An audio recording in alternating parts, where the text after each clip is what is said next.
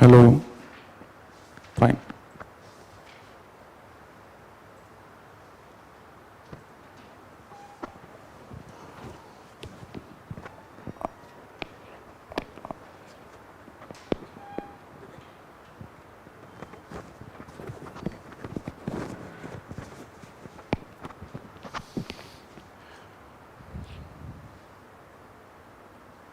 Start. Why there are n number of students is there? Don't know. Okay. All right. So today's class we will discuss. So have you done the previous job? Done. Answer writing part. Okay. The mapping portion as well. Okay. So today's class we will keep it a bit precise, huh? Okay. So let's begin. Okay. Fine. All right. Okay, so first topic is Ukraine claims force struck to Russian drilling platform in Caspian Sea. So here the main topic is the Caspian Sea, which always remain in the news, the Caspian Sea. Okay. So what the line is there, that Russia is using Caspian Sea route to deliver what? To get the arms and this arms and ammunition supply via Caspian Sea. Target includes the valley, graveyard, Yuri. All right. So here would be the next slide. Wait. So Caspian Sea is there. Yeah. So this is the exact location of Caspian Sea. N number of times the question is being asked about the Caspian Sea. Fine. So the trick is there to remember the bordering countries of the Caspian Sea is Tarik, T-A-R-I-K, Tarik, okay. Turkmenistan, Azerbaijan, Russia, Iran and Kazakhstan. Here is the strategic location of Caspian Sea. Fine. So why Caspian Sea has been repeatedly asked in the UPSC prelims? Any reason? Due to its strategic location. See, Russia is there. Fine. And if any cargo and any important material or any important stuff to be delivered, Caspian Sea is the route. And what we can see over here, it is a landlocked. Fine. So in the previous question, there was also a statement based that whether Caspian Sea is landlocked or not. Do you understand landlocked, no? Surrounded by the land. Fine. So, but why this is so important? Just because of this ongoing war between the Russia and Ukraine. Okay. So this become a master route. All right. Fine. This question is there. Yeah. Which of the following statement are correct regarding the Caspian Sea? It is a landlocked water body. Can we say, is this correct? Yes, no? Wait, let me change this. Yeah. It is a landlocked water body.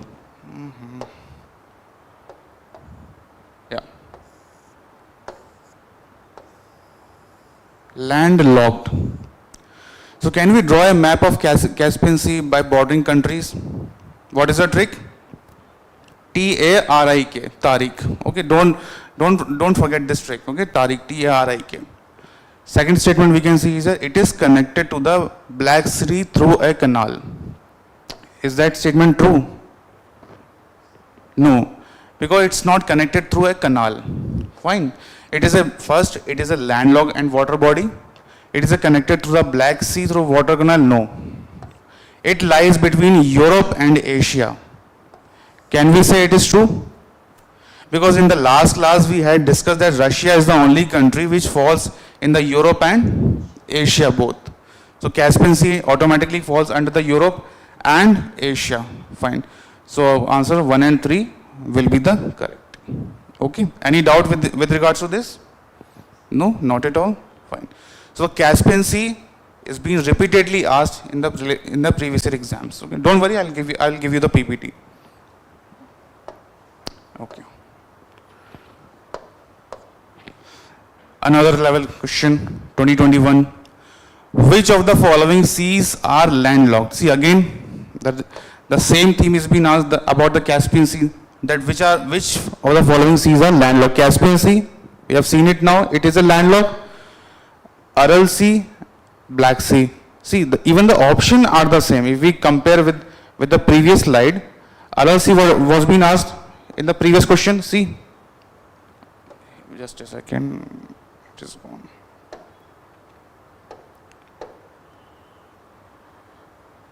Wait, huh?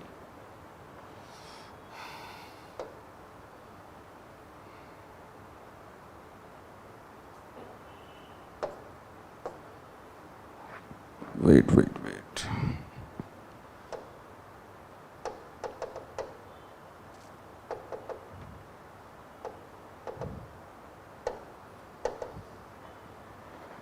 Scaling it. Just a second. एक minute आना. Slide को पीछे करना है. I need to turn back the slide.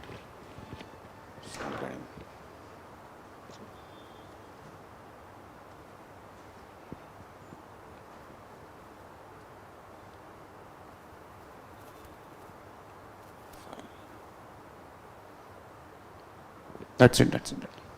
Okay. So here what we can see is, okay, this slide was done now. Yes.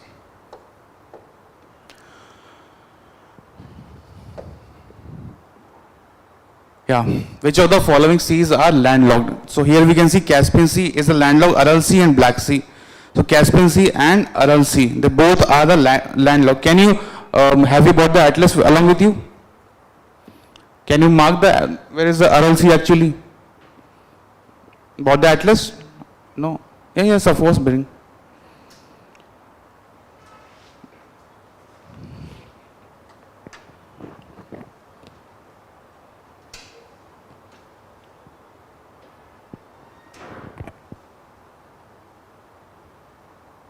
So these are the theme-based questions which has been repeatedly asked. Okay, so we cannot let it go. So this is the single reason why previous year questions are important. They are not framed repeatedly the same, but the themes are the same. So always do remember about the Caspian Sea, the bordering countries, the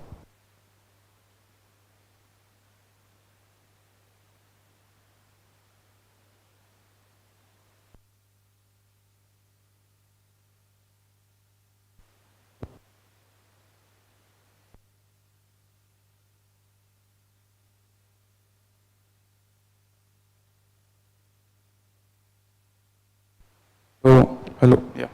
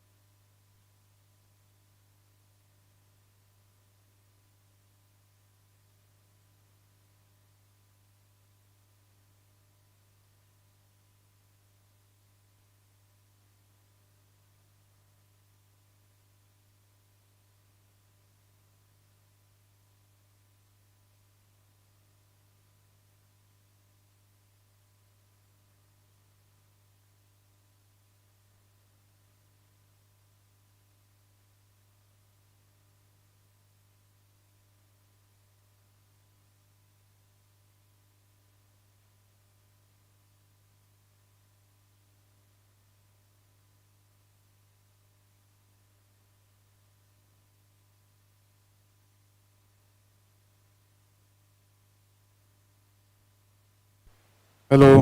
Fine.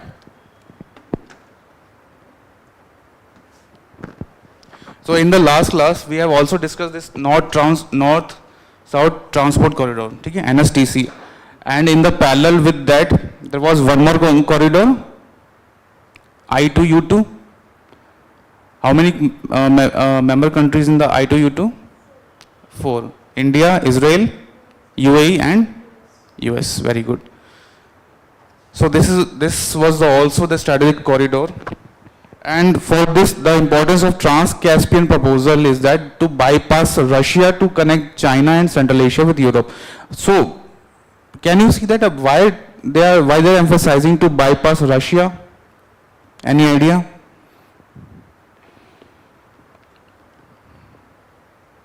Any sort of idea that why to bypass Russia? Sorry? Diversify the route.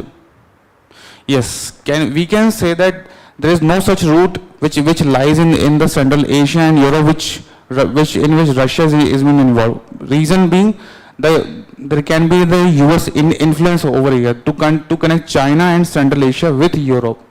So basically, Central Asia, what we can say, the Central Asia is filled with the minerals. In the last class we have discussed. Now I will ask you some question. That in which part of Central Asia there is a sufficient gas reserve was being found. What's the country name? Tajikistan or Kyrgyzstan? Kazakhstan. Yeah, correct. So key initiative include developing the Trans-Caspian International Transport Route, TITR. Fine. So for cargo, the proposed Trans-Caspian gas pipeline for energy. So basically, corridor's main role is to deliver the energy supply, to maintain the energy supply, right? And also in parallel to this, Russia is having the good relation with Germany, and the same gas pipeline named Nordic 1 and Nordic 2. Been repeatedly can be asked in the prelims exam. Write it down. The connecting gas energy pipeline which connects Russia through the Germany, it is Nord 1 and Nord 2. Okay.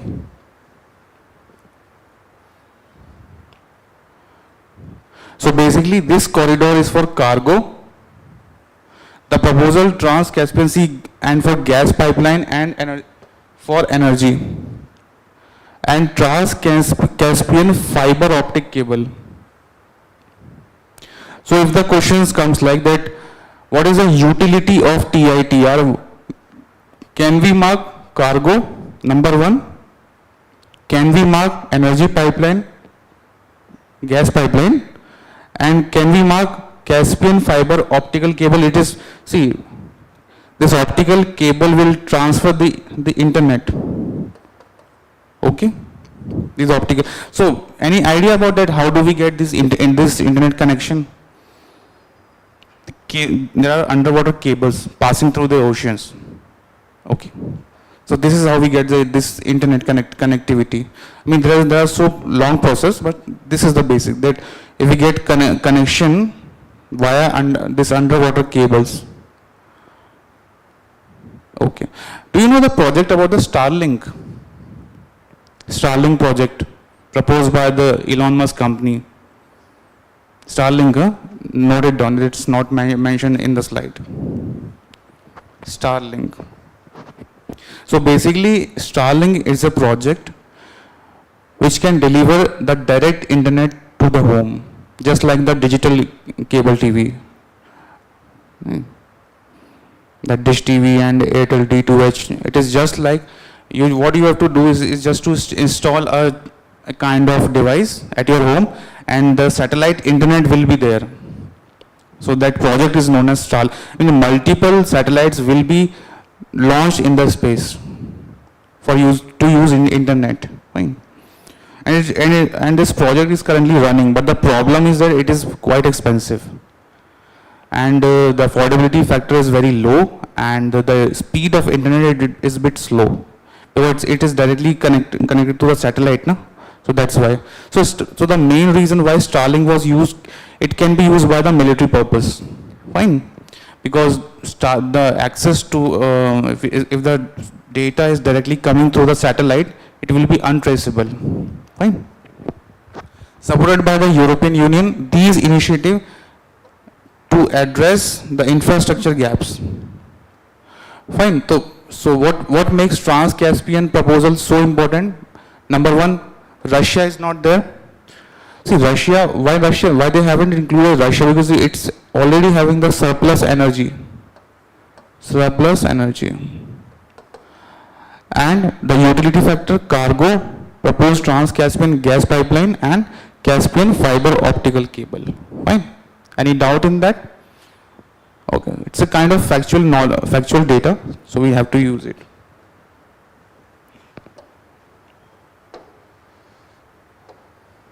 Have you done towards, have you completed today's newspaper? No, not yet. Okay. Okay.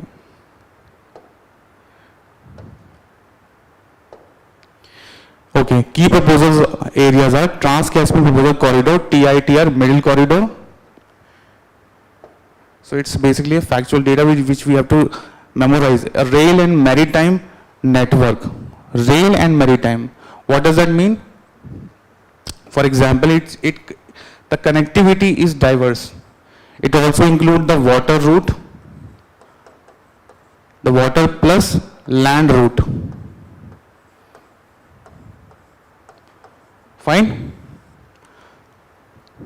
Any doubt in that? So, water plus land route, you can say rail and maritime network, which is 4250 kilometer rail plus 500 kilometer sea. The same project, what we can see is the Chabahar port. You heard about that Chabahar port. So now it has become important because due to Iran war. Right, Chabahar port and which another port India has developed? No. Gwadar, right? So do read about the Gwadar and Chabahar port, okay? Basically, the Gwadar port becomes important just because of the CPEC, China-Pakistan Economic Corridor. China is investing in this Gwadar port, okay? So the goal, increase capacity to 4,000, data is not that much important, continues annually by 2040 and reduce transit times to 14 to 18 days. That's obvious.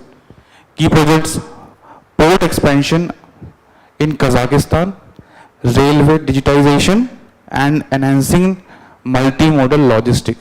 So what were the three factors? Gas pipeline, number one, optical fiber and cargo.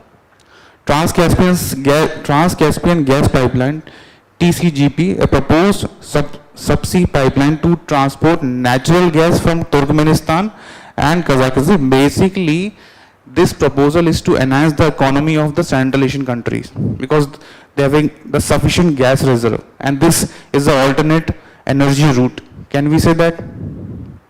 Bypassing Russia, Kazakhstan to Europe, bolstering energy security via the southern gas corridor. So always see whenever the question comes that what alternate India can have. Can India have this alternate with respect to the energy supply? Yes? All right.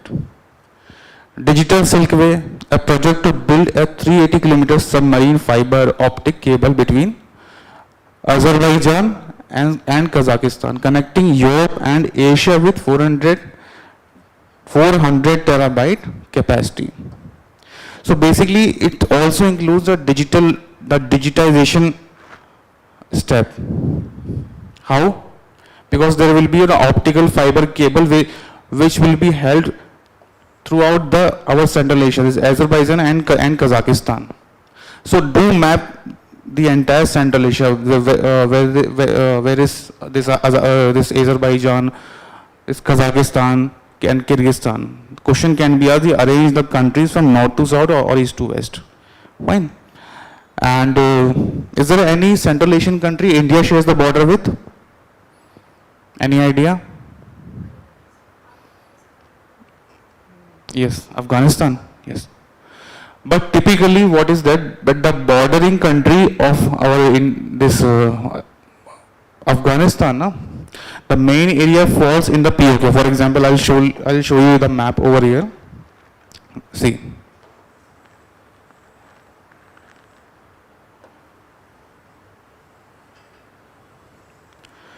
this is Pakistan. Yeah. And here Afghanistan. You can say Ma. So this area has been occupied by whom? This is POK. Fine. This is Pakistan occupied Kashmir. So basically, the current scenario is it is being held by, it is being occupied illegally by the Pakistan, and also the Pakistan has invited whom? China. So Pakistan has invited China to build CPEC, China-Pakistan Economic Corridor. So Pakistan was not that sufficient that who could face the India. So that's why he invited the big player, China. Could be a geopolitical move.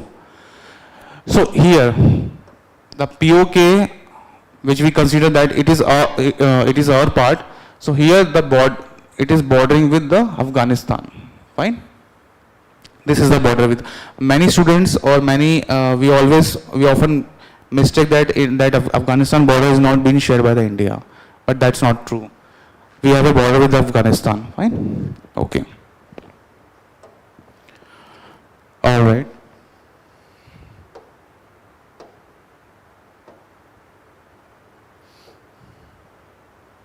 Any doubt in that?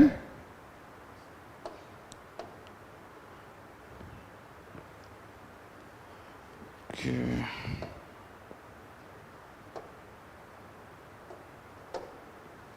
Okay, key players and support. European Union promotes the route under its global gateway. Why? Because see, why European Union is promoting that? Because number one, there is no Russian angle. Number second, that it will fulfill their energy supply as well at the cheaper prices. Because if the European Union purchase this energy supply from the USA, it will be more costly to them. Yes or no? Fine. Strategy aiming to reduce dependence on traditional routes through Russia. Again, especially since the Russia-Ukraine war. So because see, they just want to avoid, they want the energy supply constantly. They don't bother about whether the Russia is indulged in the Ukraine war. The rest of the Europe will seek the alternate routes. This is what the world order. Let's suppose we all know that how Ukraine sustained against this Russia. We all know that the rest of the Europe has supplied arms and ammunition to the Ukraine. Fine. Regional actors Kazakhstan, Azerbaijan, Turkey and Georgia are the key partners in expanding logistic hubs and synchronizing regulatory procedures. So always do remember that the major stakeholders in this project are whom? The Central Asian countries. So from Central Asia, they will fulfill the energy gap to whom? Europe, no? Fine. Financing supported by European Financial Institute, including the European Investment Bank and KfW. So basically, Europe will invest where? In Central Asia. And in return, what Europe will get? Energy supply. Gas. Okay. Any doubt in that? So in the last class, what I did ask now, it was the same question, that what India can have the alternate route to fulfill its energy demand. Right now, what India is heavily relied upon, on whom? Russia and Middle East countries. Very good. Fine.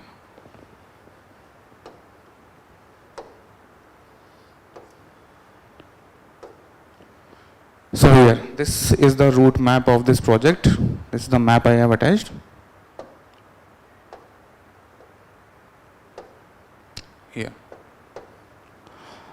Azerbaijan is there. Okay. So in this previous slide we have discussed the land plus maritime route. So that will be the land route, this one, and maritime will be this. By passing which sea? Caspian Sea. So Caspian Sea again came into the picture. That's why this importance becomes relevant in our prelims examination, right? And even it can be asked in the mains as well. Okay, this is Turkmenistan, right? Kazakhstan, and this pipeline, Russia, Georgia, Armenia, right? And Iran. So to avoid, so what exactly the purpose of this? Number one, to avoid the conflict situation, Russia and Ukraine. So Russia is busy in Ukraine. So how to fill the gap? By designing this pipeline project. Okay? Okay. Any doubt with regards to that? Not at all? Okay.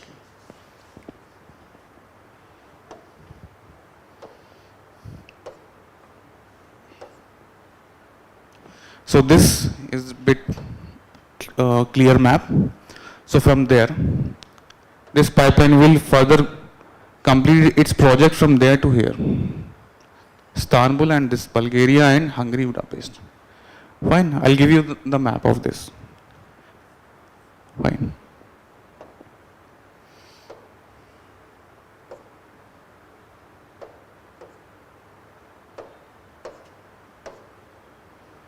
Again, one more clear map I have attached over here. Russia and this Caspian Sea, Turkmenistan. What was the trick? To remind, Tariq, T-A-R-I-K. Okay, Azerbaijan is there. We can see this is the base project, our gas pipeline one, and this is the further extension of that project. Okay, I mean this is a proposed project.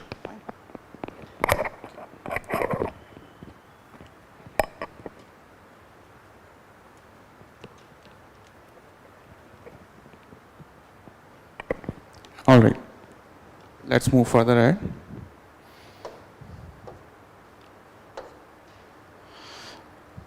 Another topic we have, the core 5 countries. Core 5. Can we see the leaders in the core 5? Here is the USA, Russia, China, India, and Japan. Very good. So in the recent time, just there was a news about the core 5 countries. So what strategically they are built for? Why core 5 group was in news? See, can we say we have in the last class we have studied about the Quad members? So Quad is basically what? Quad member, India, Japan, USA, and Australia. Very good. So can we say that was it required, this core 5? I mean, what the concept is all about. So basically, core 5 is here. Wait. C5 group, including it is a leading provider for professional conferences, summits, and executive briefings, specializing in legal compliances and business intelligence for sectors like financial services and defense. So can we say that this could be the alternate to the Quad? Core 5 and Quad. See, 2 add-on members are there. Which are they? China and Russia. That they are not in the Quad. So can we say that this could be a trick to bypass the permanent 5 members? Because core 5 mentioned over here, it focuses on produces over high-level events annually, focusing on regulatory compliance, legal risk, industry-specific networking, audience serves senior executive. That is okay, but the main issue, the main thing is here that it deals with AI, crypto, and defense and aerospace expert. Basically, they are talking about the military purpose. Fine. controls and women in compliances. That is fine. But core 5 countries could replace the P5. How? Because permanent 5, they're having different set of thoughts. France, all right.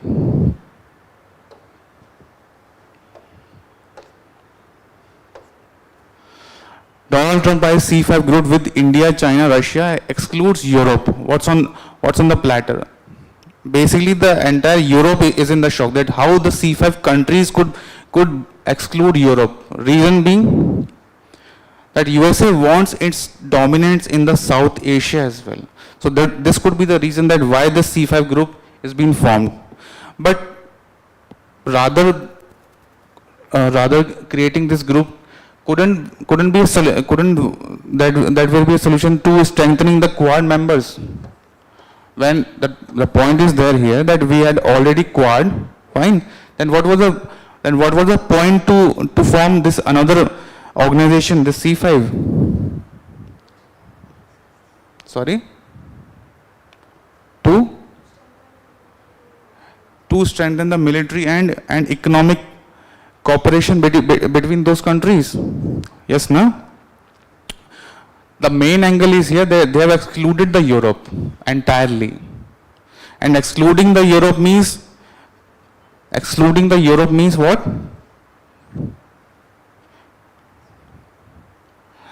What could be the reason that they have excluded the Europe? See, listen, over here, in the Quad we have, and C5 we have Russia plus China.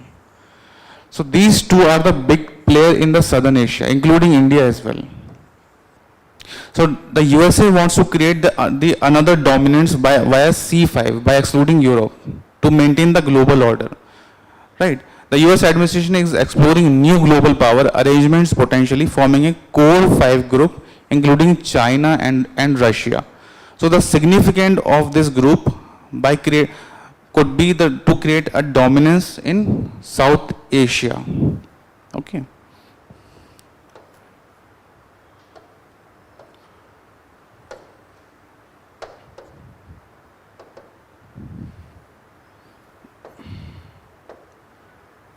Wait, can't go ahead. Yeah. The Quadrilateral Security Dialogue Quad offers India a far more effective strategic platform. We have discussed it. And a C5 type grouping like C5 plus 1 primarily because it aligns directly with India's core security concern in the Indo-Pacific. Wait, just a second. Yeah, here. So security concern in the Indo-Pacific region. So what basically US wants over here, the Indo-Pacific region dominance as well, by including two more players, this Russia and China. See, Quad is fine, but there are two weak players in there, Japan and Australia. So basically, especially in balancing the rise of China through tangible cooperation in maritime security. Fine.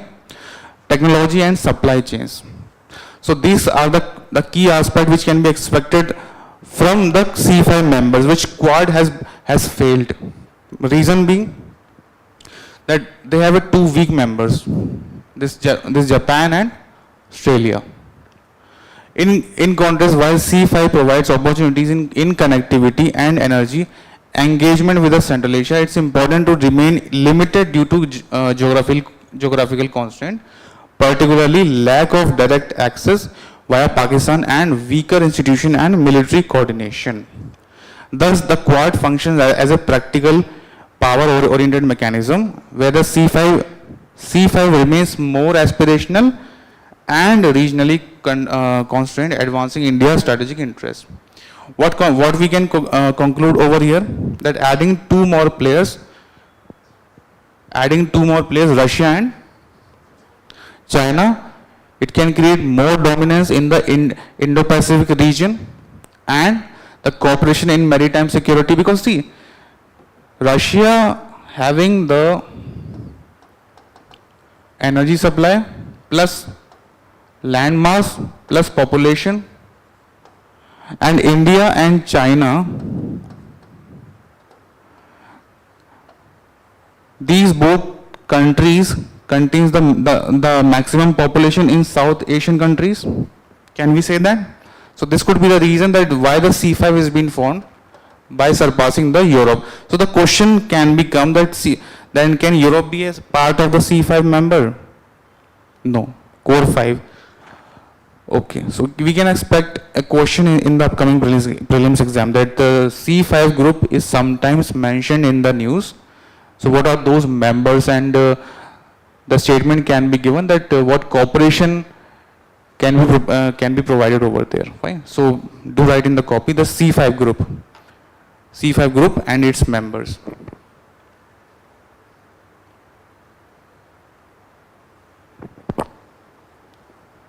Okay.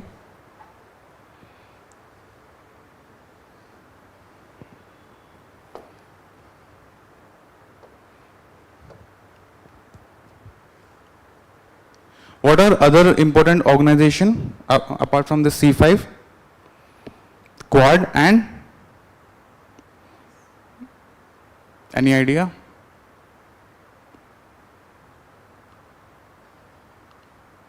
Quad was there, and there was we have Quad, and there is USA plus and Japan. There are 5 market. There are 5 countries.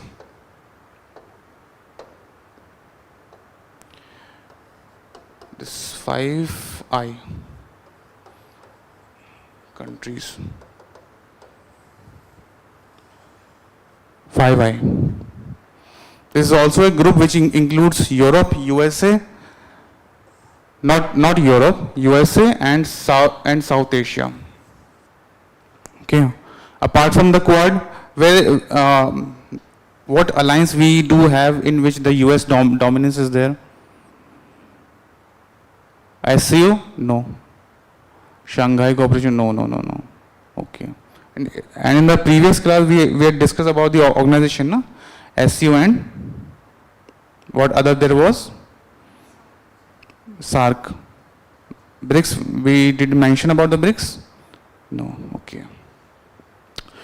Fine. Okay, so keep it. Okay.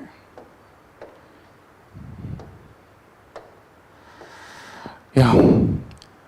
Next important topic is Wakhan corridor. This was highly in news.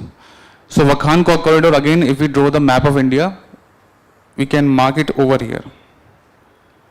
Data. This Wakhan corridor. Why it was in news? Reason being, China set up a new county in Xinjiang near POK Afghan border.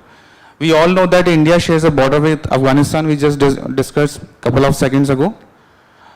Now the Wakhan corridor, why it is important? That the country name Senling, this is important one, is the third new county established by China in Xinjiang, a predominantly Muslim Uyghur region.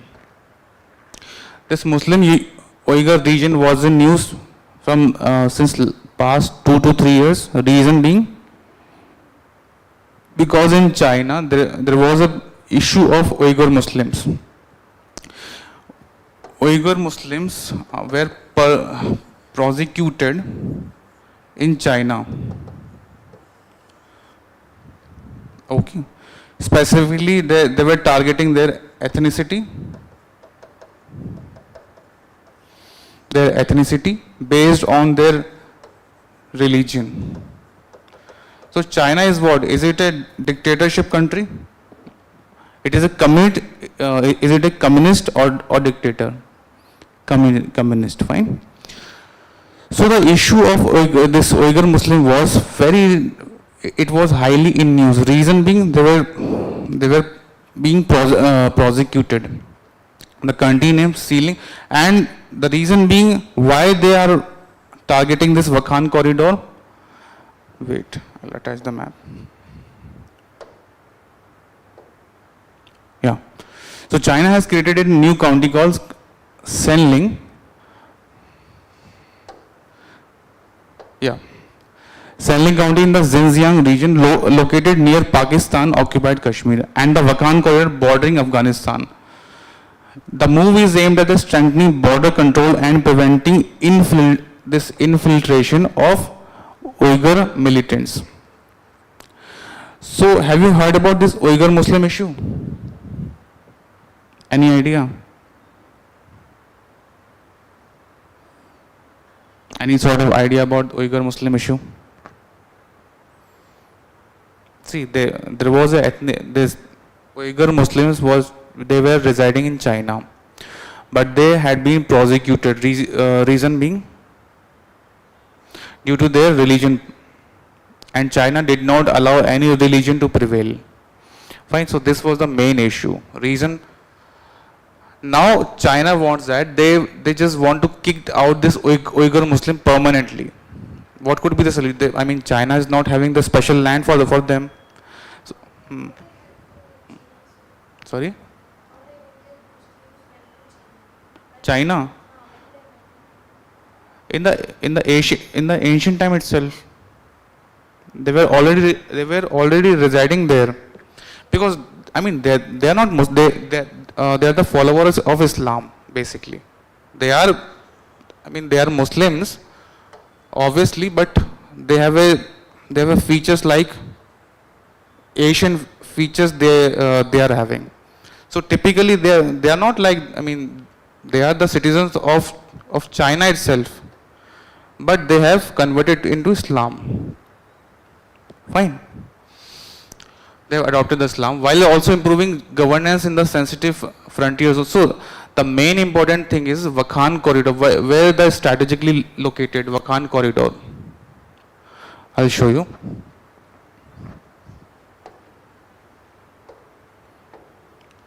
Here it is. So can we see over here this Wakhan corridor? This is POK area. Fine. And here it is the Wakhan corridor connecting this POK to this Afghanistan, and Tajikistan. So why over here only? It is the strip rewriting South Asia's geopolitical map. So Wakhan corridor, the China is trying to annex this specific area. Why? For whom? For Uyghur Muslim. So they just driven out those Muslim in this region, and this is also connected to the Afghanistan and Tajikistan. The country named Sealing is located near the Karakoram mountains range and close to the borders with POK and Afghanistan, and under censoring its strategic significance. What does that mean?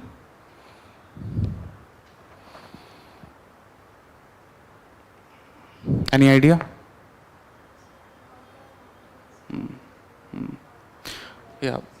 So what we have to look at this, that how India will get impact with this Wakhan corridor. China may capture some part of India. See, already POK is there. Okay. Now again the Wakhan corridor, the illegal immigrant issue India is already facing with. And now the Uyghur Muslim, the refugees, they will settle over here. Then infiltration can be done in India as well. Fine. Already the India is facing from what? The Rohingya issue. Rohingya issue. And if they captured this Wakhan corridor, what would happen? Again the illegal infiltration in India. And this Wakhan corridor is also borders with POK, which is a part of India. Fine. So what the conclusion would be here? A security threat to India. Okay. And Wakhan corridor is typically a part of Afghanistan.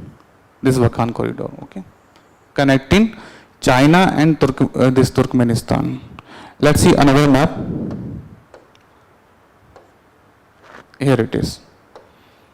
Can we see over here the Wakhan corridor? Here. So what? In the north of this Wakhan corridor, Tajikistan is there, and south Pakistan and China. So Wakhan corridor is a part of which country? Can we see over here? Afghanistan. Very good. So Afghanistan is possessing this Wakhan corridor, and Tajikistan, China and Pakistan, they are trying to illegally annex this region. But why? Reason being?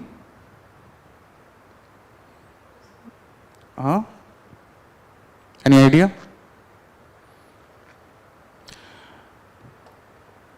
Uyghur Muslims?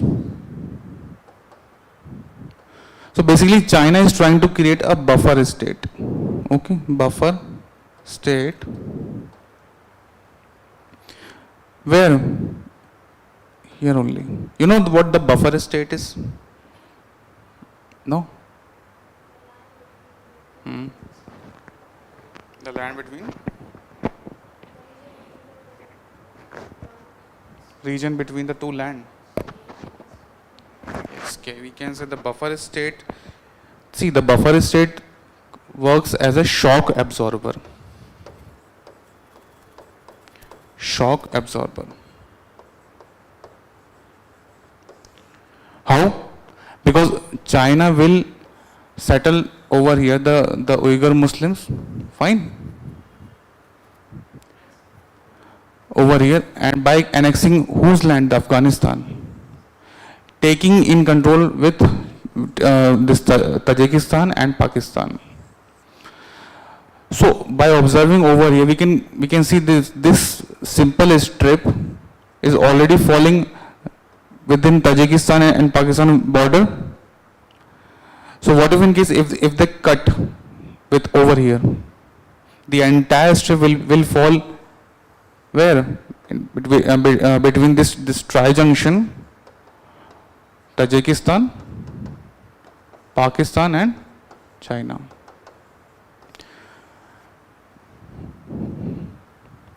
Here. The similar issue India is facing. Where? In which region?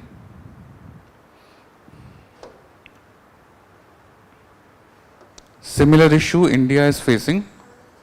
Arunachal Pradesh. This infiltration. So this is the very sensitive part. Here is this. Wait. Yeah. This is chicken's neck. Right? So what would happen if China attacked over here? The entire northeastern portion will get cut. No connection. And also China is keep on infiltrating the Arunachal area. Okay. Reason being, why China is infiltrating in Arunachal area? Any guess?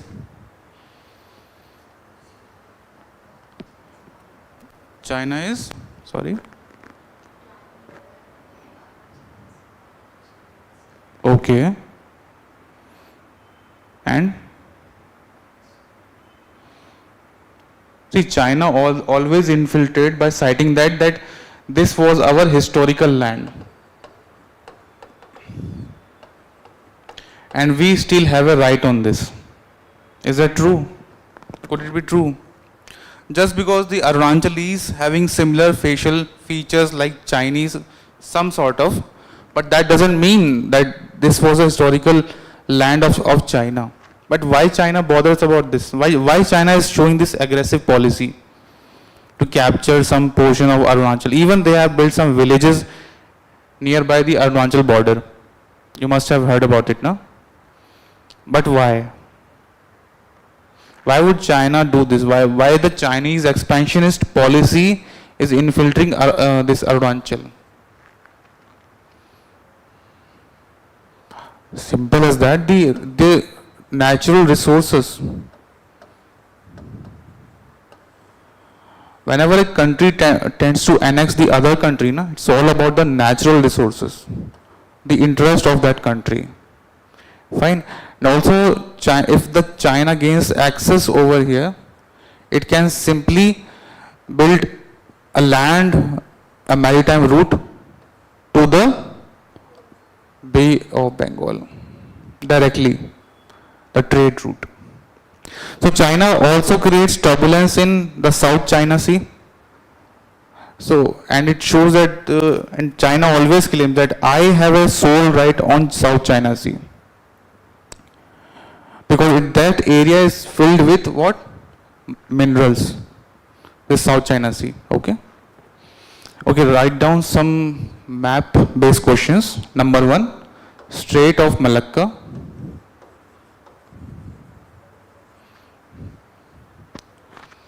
Number 2,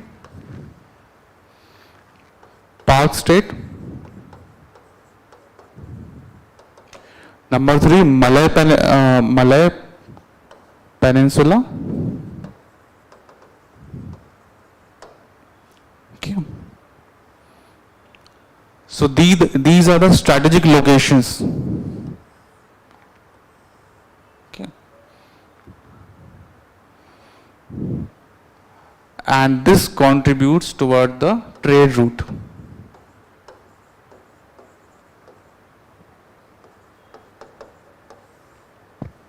Fine? Any other important strategic location with reference to the trade route? What it could be?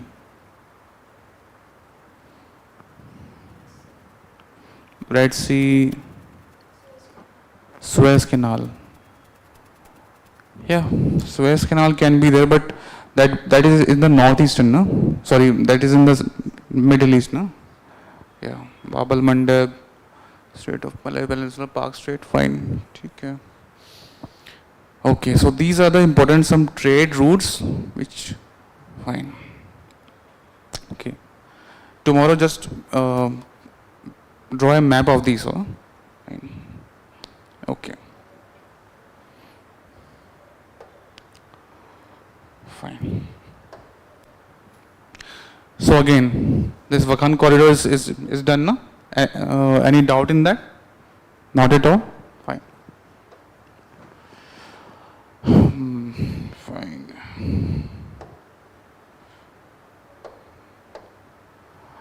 Yeah. Operation Many Ways. Operation Many Ways, how Israel wiped out missile facility in Syria. In September, Israel military covertly dismantled an Iranian-funded underground missile production. So that daring raid known as Operation. So this operation is about the Syria and Israel conflict.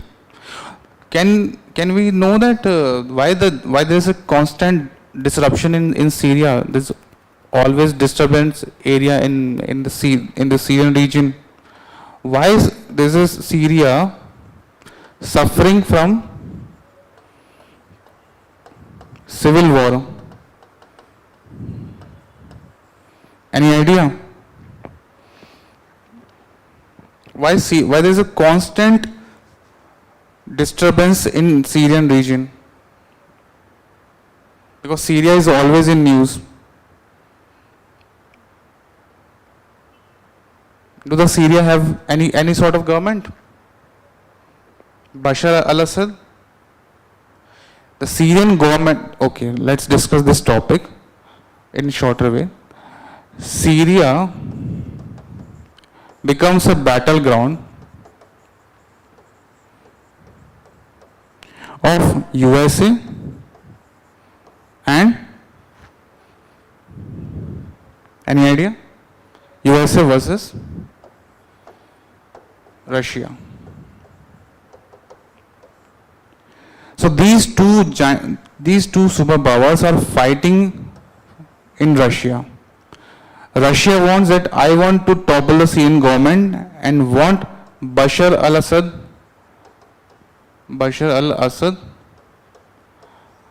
as a main leader. But USA not want Bashar al-Assad to be a leader. They want their own puppet government. Fine. So this is the root cause why Syria is indulged in the huge conflict of civil war. Fine. You understand the civil war, no? Civil war means there is no external aggression, the internal disturbance. Okay, the civil war. Fine. The similar strategy used by USA in Iran. First, they tried to impose a propaganda against whom? The Iranian leader, that their locals, their own citizens are not happy with the Iranian government. So they spread these propaganda and this term is known as information warfare. Information warfare.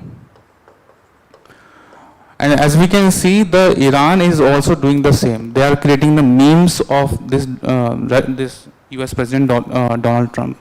Have you seen that? What is the logic behind? Why they are creating this? Just for entertainment? No. This is what we call this information warfare, and the active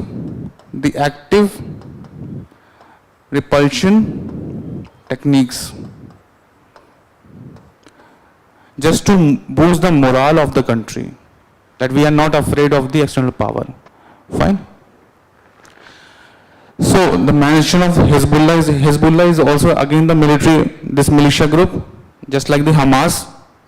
So again, Israel has attacked the Syria and it wiped out the missile facility. So this was this operation was called Operation Many Ways, where the Israel wiped out the military facility of Syria. Fine. So nothing is there. Just remember the name of this. Okay. Hezbollah and other Tehran aligned groups is Israel military's operation that wiped out the facility in Syria. It was a missile-based facility. Okay.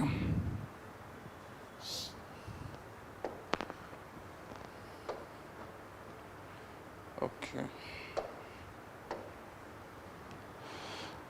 Yeah. The Cyprus issue.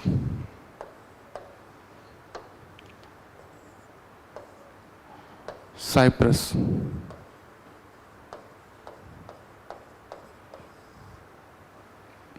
Why we are mentioning Cyprus here? What is it? What the significance of the Cyprus?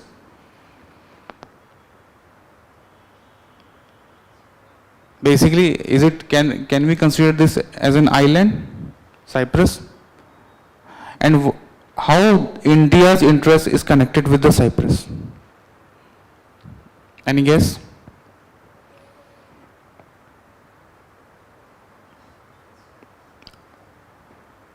See, Cyprus is nothing but a small island here. Okay, small island. Fine.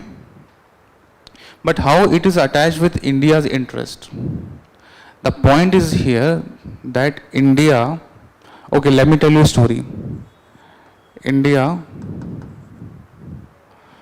seized the special category status of JNK, number 1. Fine. Story begins with here only. Number 2, India launched Operation Sindoor against Pakistan. Fine. So there was one country who did not like it, who avoid India, who condemned India for Operation Sindoor, who condemned India that why India has dissolved the JNK special category status. And the country also claims that we are the Khalifa, the supreme leader of Islamic religion. So you must have got the idea which country is that. Turkey.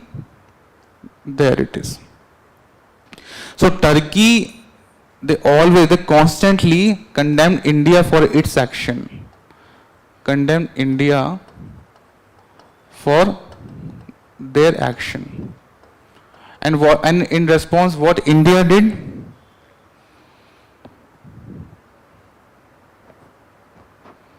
Okay, just tell me on base of common sense, if somebody talks or hamper the sovereignty of another country, what other country use the technique to bother this country?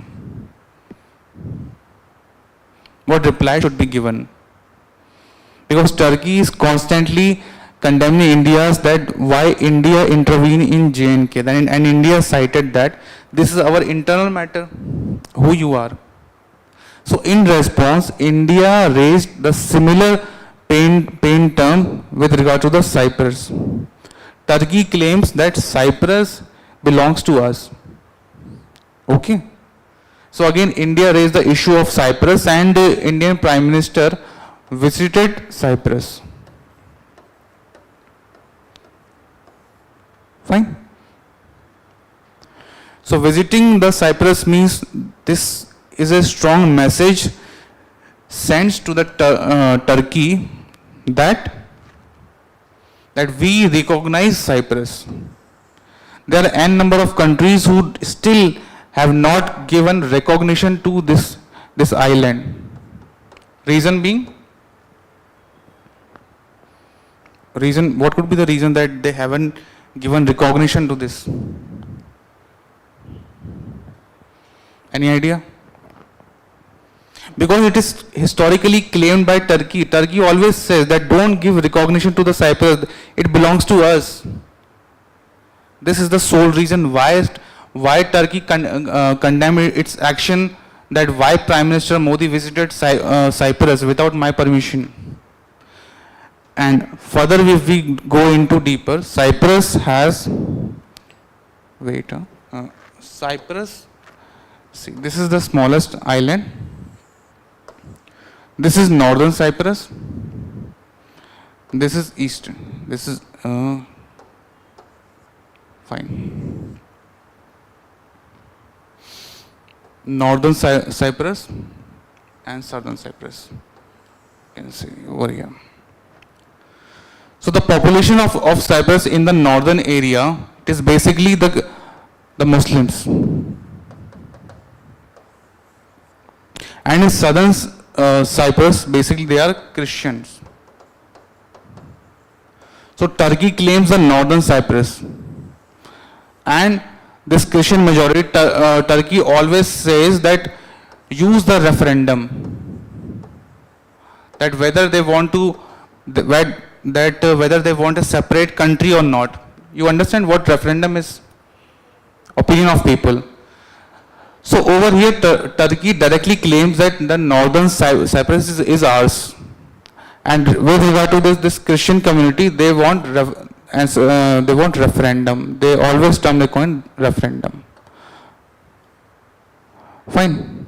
So this issue always in the limelight. Why? Because Turkey's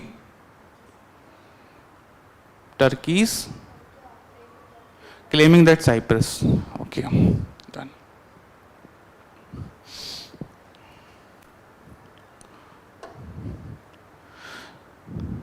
So can we say that India's action and providing recognition to the Cyprus is justified?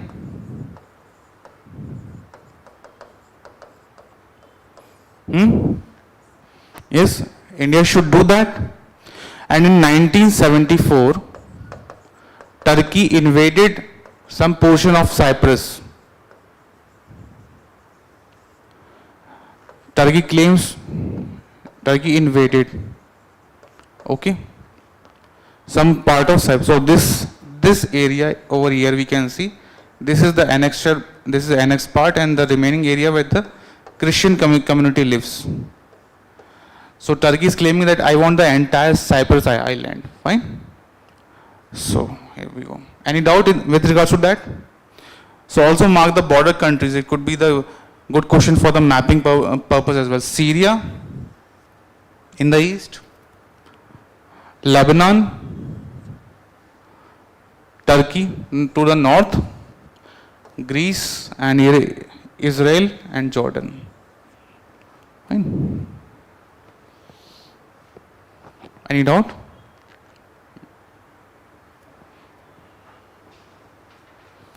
Fine.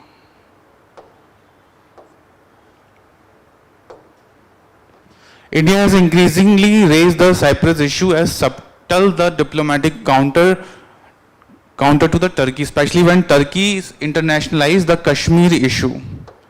Here it is, no? Kashmir. What was the Kashmir issue? Article 360, 371. Really? Google it. Which was the article? Just type in the Google 370. Yeah, don't forget it, no? It's a very basic level question. Okay. So India consistently supports Cyprus sovereignty and reunification, highlighting concerns over the continued division following the Turkish invasion of Cyprus. What does that mean? I have already told you that in 1974, Turkey has invaded some part of Cyprus, and India, from that point of view, is condemning the Turkey, that why they have invaded Cyprus, for what reason. India would not have raised those issues, but when the Turkey raised this Kashmir issue, no, then India came into the picture, and again it targeted Turkey, that why did you invade Cyprus, and you need not to go into our internal matter, which is Kashmir issue. Right. So can you tell me, is there any treaty regarding this Kashmir issue, that it is a bilateral issue and no other countries can mediate on this issue? Is there any treaty?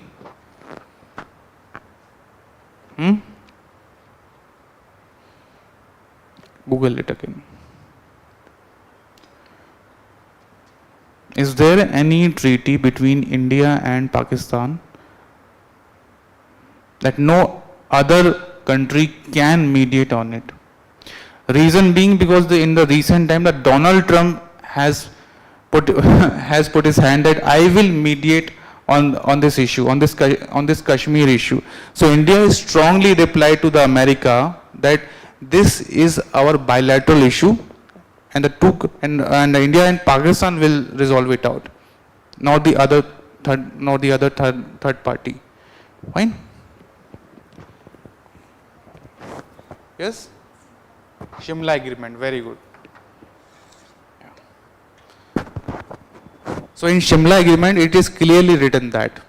Okay. So these are the basic knowledge. Okay. These are the basic information which we have to grab.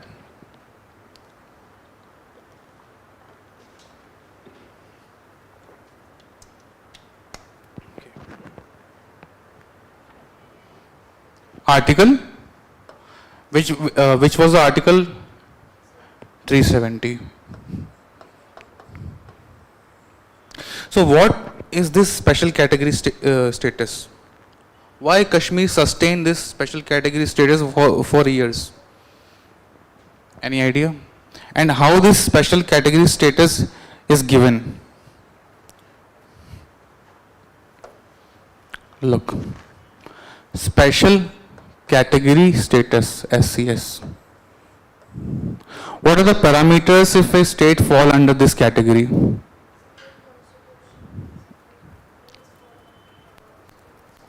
Okay. Separate flag. Yeah, this was a major issue, that Kashmir had their own flag before this, before dissolution of this Article 370. But my point is, I am asking about what are the parameters to one state that fall under this SCS. Number one, tribal population. Okay. Tribal population percentage. So in India, there are n number of states having the sufficient number of tribal populations there. For example, Jharkhand and northeastern states, Chhattisgarh, Bihar, and some part of Rajasthan as well. But Rajasthan is not under the SCS. Himachal, fine. If we draw a map,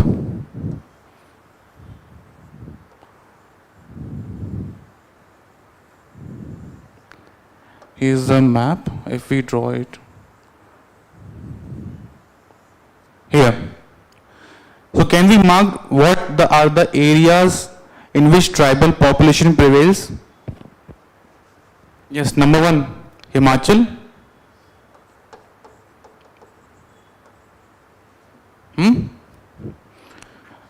The Sikkim and the entire northeastern region. Fine. Some part of Chhattisgarh, Jharkhand, and can we mark some part of Odisha as well? Odisha. Okay.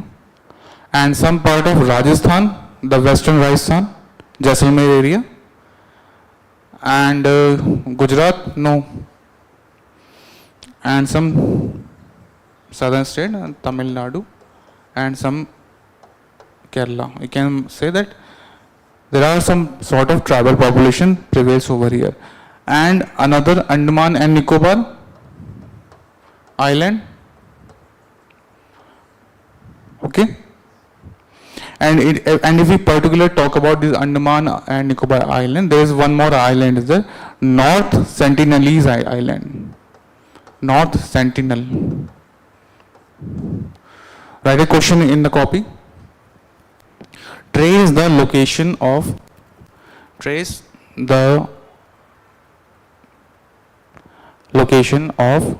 North Sentinel Island. Bracket में लिख लेना, draw the map. And how exactly it is far from the main Andaman. The main Andaman and Nicobar Island. Because it was in news as well, this North Sentinel Island, no? It is due to which there are some tribal population which is still untouched. Still untouched means no contact with the other world. They have their own laws. Even they don't even know that who is the Prime Minister of India. They are completely untouched. 2 years back, there was a Christian guy who went there to spread Christianity and got killed. Somehow he reached this North Sentinel Island and the tribal population killed him. But why they are being kept untouched? And what if in case if they came into the mainstream in the main population, what could be the consequences of this? They can't survive very good because and correct, because they may have some sort of bacterial diseases as well.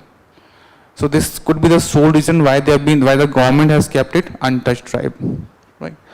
So this plays an important role for your prelims examination. This location map, tribal population and how far exactly it is from the Andaman and Nicobar. Mark it only from Andaman, okay? How far exactly it is. Okay. So special category status, number 1 is a tribal population, number 2, energy resources,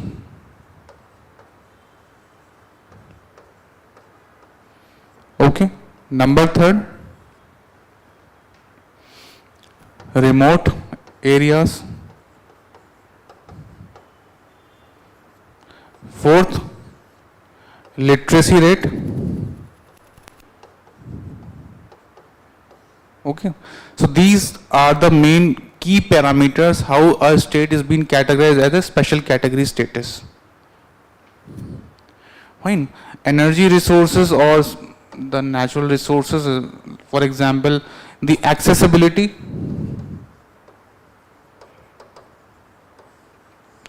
the accessibility.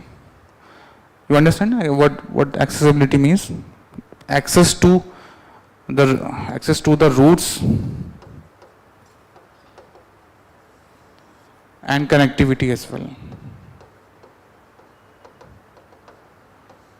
Fine. So can we mark Bangalore as a special category status? No. Karnataka has a special category status? No. Why? Because it has a sufficient literacy rate. It's not having some remote areas. Its energy resources are sufficient. There are some tribal population, but not in the major. There are some minor population only, not the major one. Fine. So it has sufficient energy resources as well, and it is sustaining. Its GDP is quite high, up to the mark. The Karnataka state GDP. Right? So these are some parameters that how this special category status is being given. Okay. So how many states are there in the special category status? Article 371 defines the special category of which state? Any idea? Google it. Article 371. 371, and in which constitutional amendment act Sikkim was granted the statehood, and is the Sikkim still falls under special category status under which article?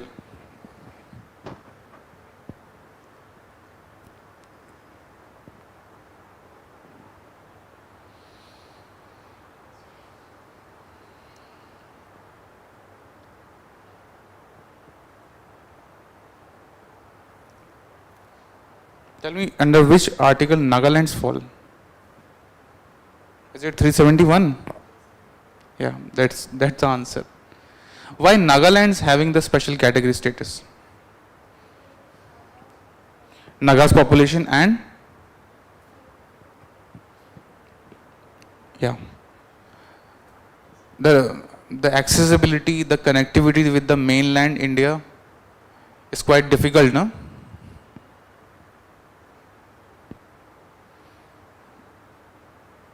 And the article in which the Sikkim, under which article? 371F. 371G, Mizoram. And what about the Manipur? C. So sometimes it comes in the match the following questions that match with the article having the state special category status. Okay. 371 is oftenly asked, the Nagaland wala. Okay. Fine. Okay.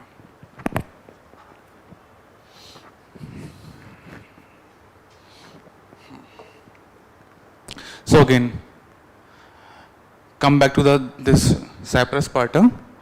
This serves as a strategic signaling tool when Turkey questions India's internal matters like Kashmir issue. India reciprocates it by emphasizing what? Principles of territorial integrity and non-interference in the Cyprus context. India also cited the Shimla Agreement term. And why was Shimla Agreement concluded? On what lines? I mean, Shimla Agreement happened after which war? 1971 war. Correct? Fine. Do read about the Shimla Accord. It has become the relevant again. It's not escalation but calibrated diplomacy using international law and consistency of position to expose Turkey's selective stance on sovereignty. Do we understand the word sovereignty? Can we say India is sovereign? How? We are not dependent on. Okay, let's give. Yeah, wonderful. Because see, India is dependent in terms of energy supply. Number one, India is dependent upon the imports. We can say the electronics item. We do import from China as well, and some other countries like critical minerals, and uranium we do import as well. Diammonium phosphate from Russia, the fertilizer. Fine. Can does this mean that we are not sovereign? No. The ultimate meaning of sovereignty is what? That a country is capable to take his own decision by its own. No intervention of any other country. Is there any country which is not sovereign? Any example? Okay, just let me know. You must have read about the Commonwealth group, the Commonwealth nations. What was the sole idea behind the Commonwealth? Commonwealth nation. When India got independence, so a group was being formed, in which only those countries who participated, which was under the rule of British Empire directly. So Commonwealth nations are none other but they were subordination to the crown, the British crown. So this is how the Commonwealth group formed. Some countries objected that why to remain in the Commonwealth nations, why to remember these bad memories that we were under the British crown rule. But Britishers proposed this idea. No, it's fine. We are not ruling you, but just for sake of this integrity purpose only. Fine. So can we say Canada is not sovereign? Name any country which is still under the British rule. I mean British crown. Can you name? Just Google it out. The country which is still under the British crown. I mean, it's not the ultimate power, but they are subordinate to the British crown.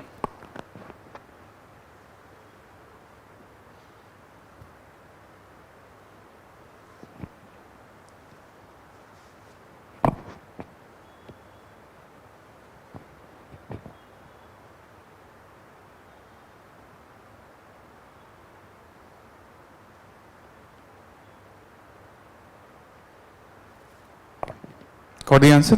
Which one? Yeah, exactly. I did mention about the Canada, no? Canada and Australia and Papua New Guinea. Fine. So we cannot say that these countries are completely sovereign. No, because they are subordination to the British crown still. So can we say India is sovereign? Yes. Who? British crown? No. Yeah. Just see. Yeah. For the namesake only. Okay. Because there are two terms. Na de facto. I'll write it here.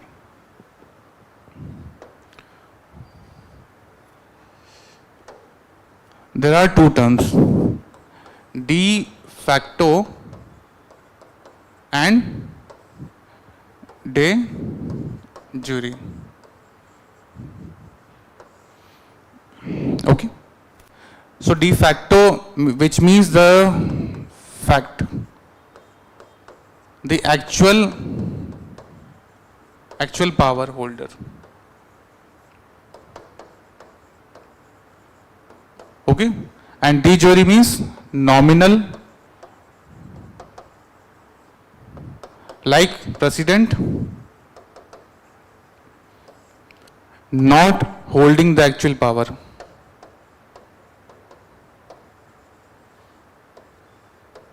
In India, does the president hold the real power? No.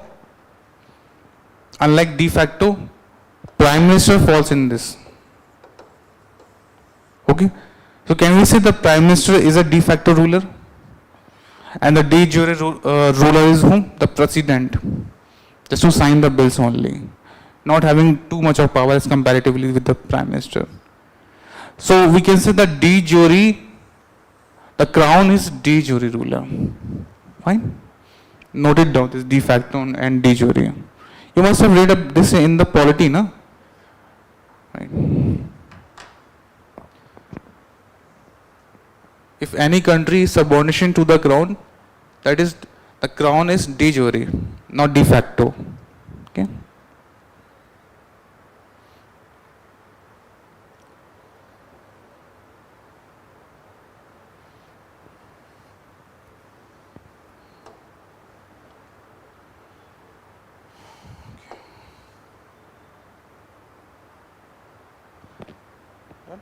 So Erdogan says two-state solution most realistic option for Cyprus issue. So when the tension escalated by India, no, so Erdogan came on the negotiation part that we can solve this Cyprus issue. That would be a two-state solution. So if I talk about this two-nation theory, yeah, two-state solution, two-nation theory. What it reminds you, the two-nation theory? Can we say India and Pakistan? Or either can we say Israel and Palestine?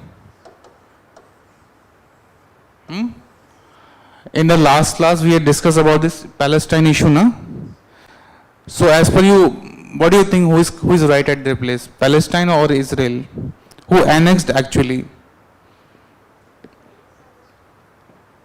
The Jews has invaded the Palestinians.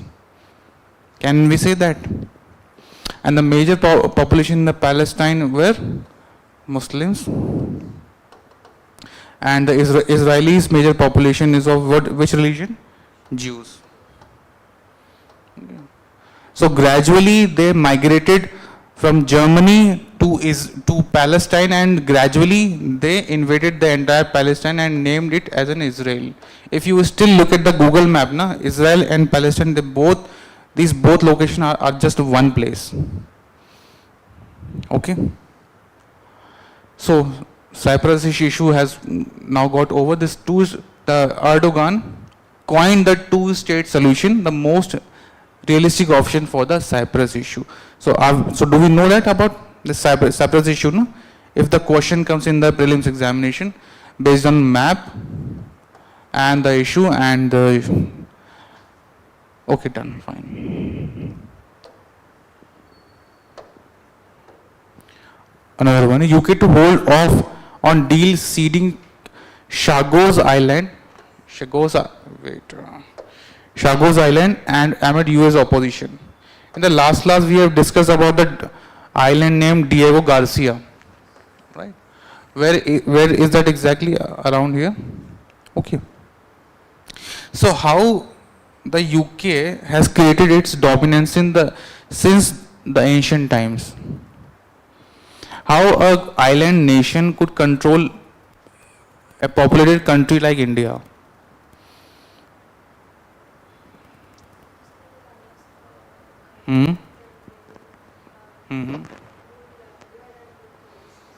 Okay, divide and rule. But how did they manage their military power?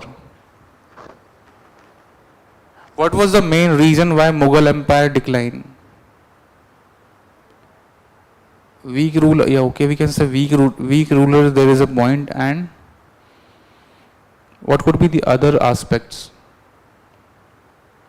What was the reason behind the fall of Gupta's empire? Weak rulers is there, that is obviously, but what one hidden point which will connect with the UK, which will connect with the UK?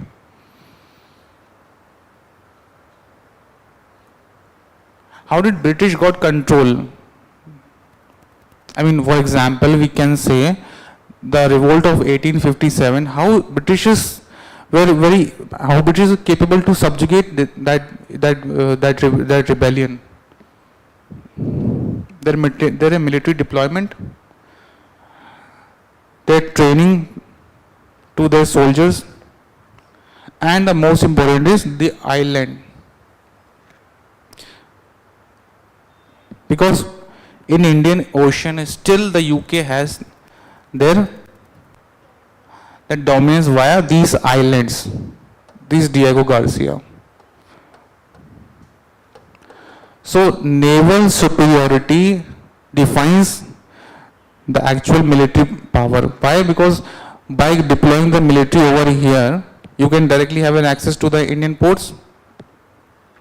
And remember one thing, always you must have seen that Britishers always made a treaty with the coastal regions only.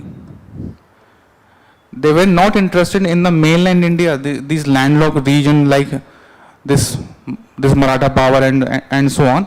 They always emphasized to capture, to annexing the coastal areas only.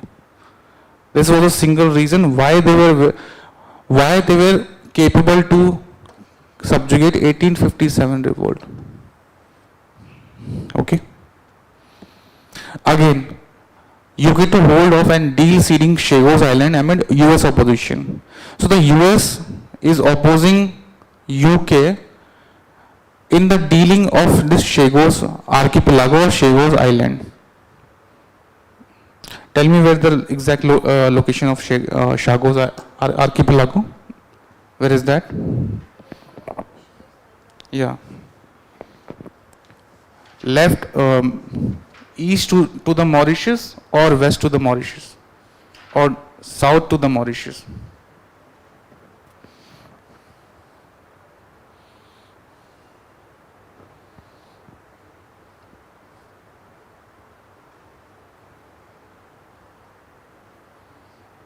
Is Mauritius is in the southern part or in the northern part? Northern part of Mauritius, right? Correct. A bill laying out plans to return Indian Ocean archipelago home to the UK US Diego Garcia base has been paused. So the reason being here is that this Diego Garcia Island was on the lease and the lease period was about to get over.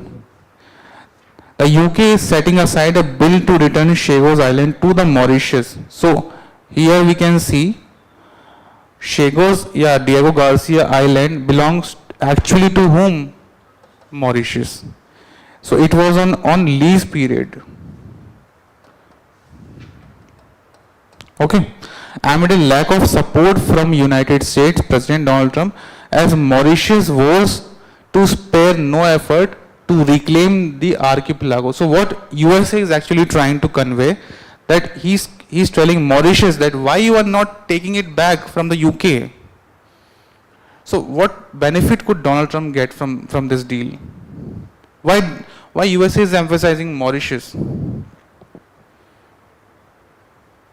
Any sort of idea? Because in geopolitics, there is no permanent friends and no permanent enemies, right?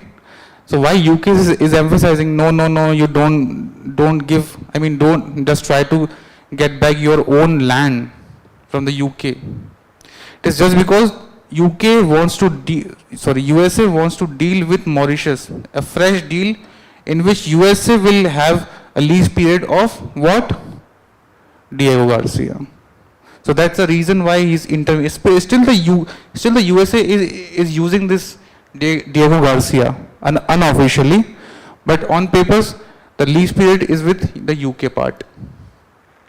We have always said that we would only proceed with the deal if it has US support. A UK government spokesperson said in a statement, according to the Reuters and AFP News, genesis of, okay, let it go. The main player is the UK, Mauritius, and USA. Currently on papers, who's having the lease of this island? UK. Mauritius is the owner of this. Yeah, and USA is trying to make a deal. Fine. Let's see this location on the map. Yeah, Britain would have to pay the lease Diego Garcia, the largest island and strategic location in the middle of the Indian Ocean between Asia and Africa, which is home to the military base.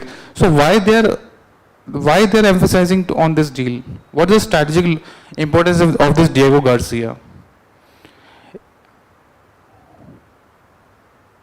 Because if some country, if the UK has deployed its military force at the Diego Garcia, it can control on what?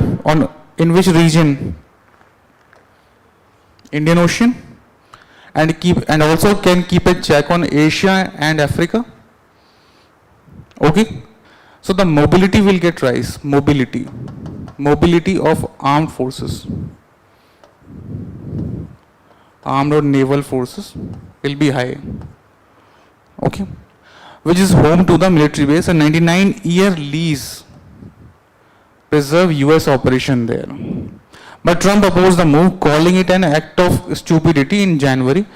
Diego Garcia is a key strategic military asset for both UK and the US, ensuring its long-term operational security is and will continue to be our priority. So let's suppose if the USA has to launch an operation in, for example, Madagascar, so which island will they use?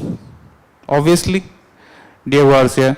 And also, if the USA has to keep check on Afghanistan, whose military base they're gonna use?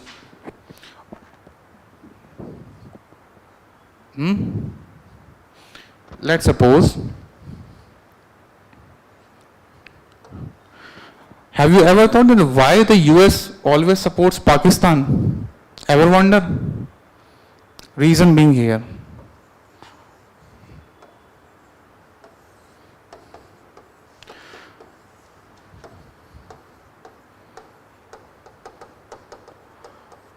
We all know the history that this 9/11 attack, right? What actually happened on this 9/11? Huh? Any idea? It was an act of terrorism, no? 9/11. And who was the main culprit portrayed by the USA? Who was the main culprit? The mastermind behind, as per the USA. The Osama bin Laden.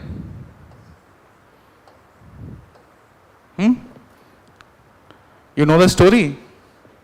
There was a guy named Osama bin Laden which was killed in the Pakistan, Abbottabad, in an operation procured by this US Marines. So 9/11 happened and US targeted Osama bin Laden, that this is the guy who is responsible behind this terrorist act. And Osama bin Laden was in, at that time, Afghanistan.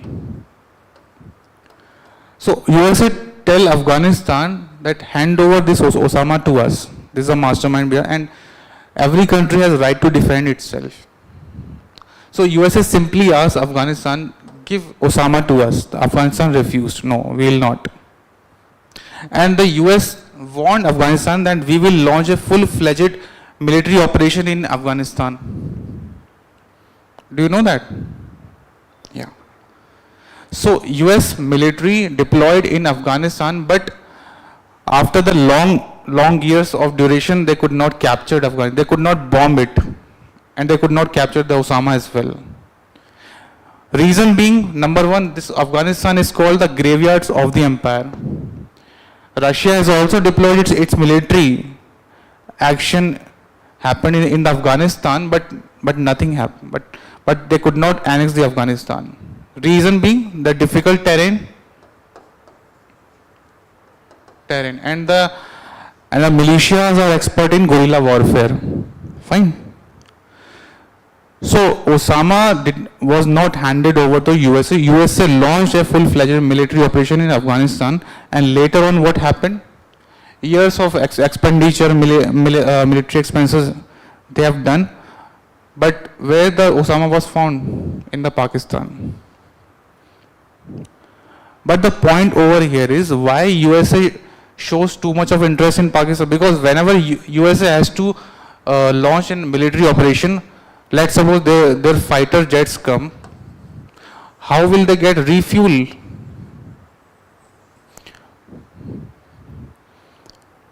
through the Pakistan. If they want to keep a check on Afghanistan, they have to use a military base of Pak.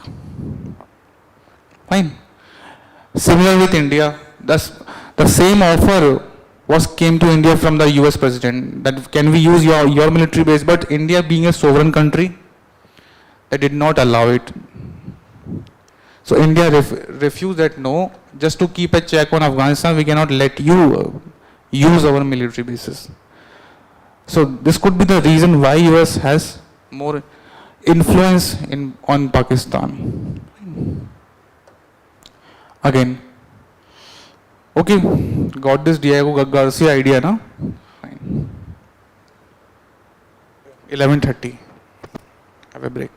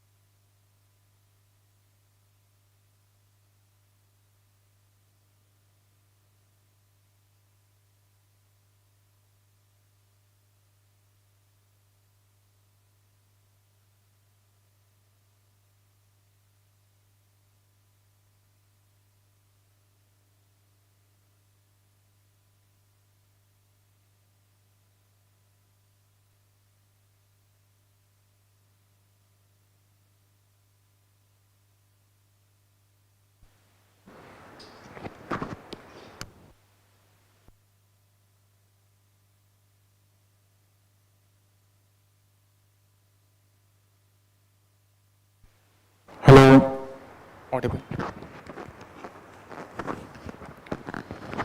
All right, so let's resume the class.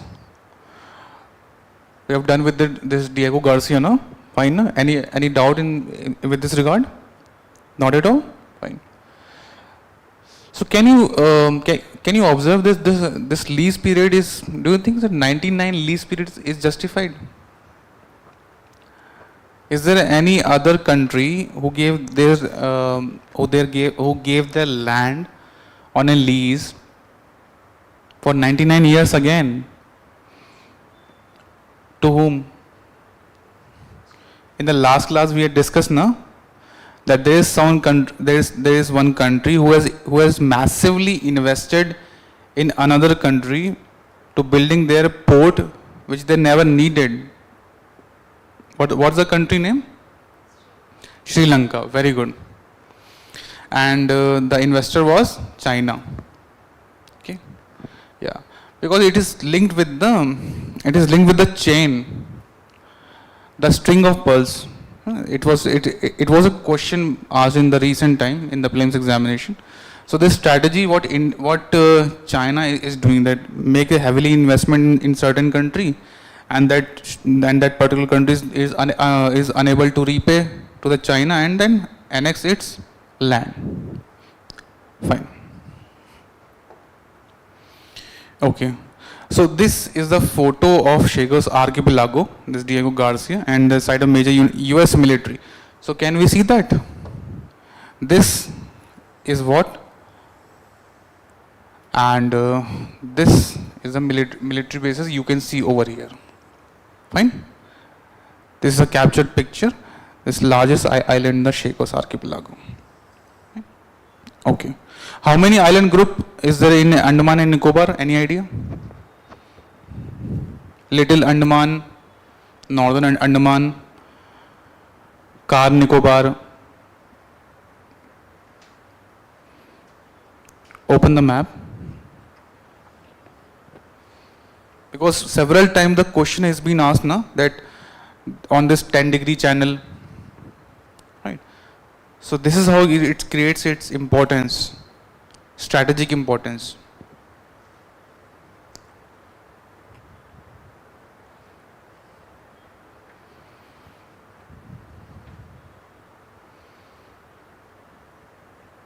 Open this Andaman Nicobar now.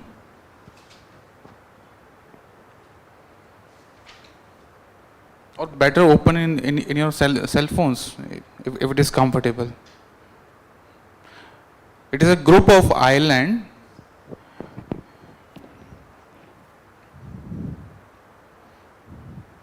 Fine.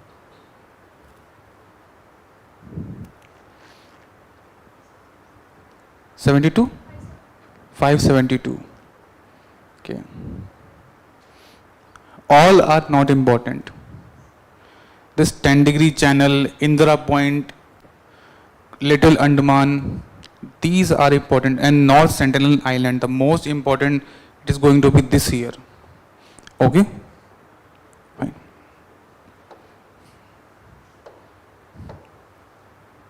So here you can look at the more clear picture. What is the state called?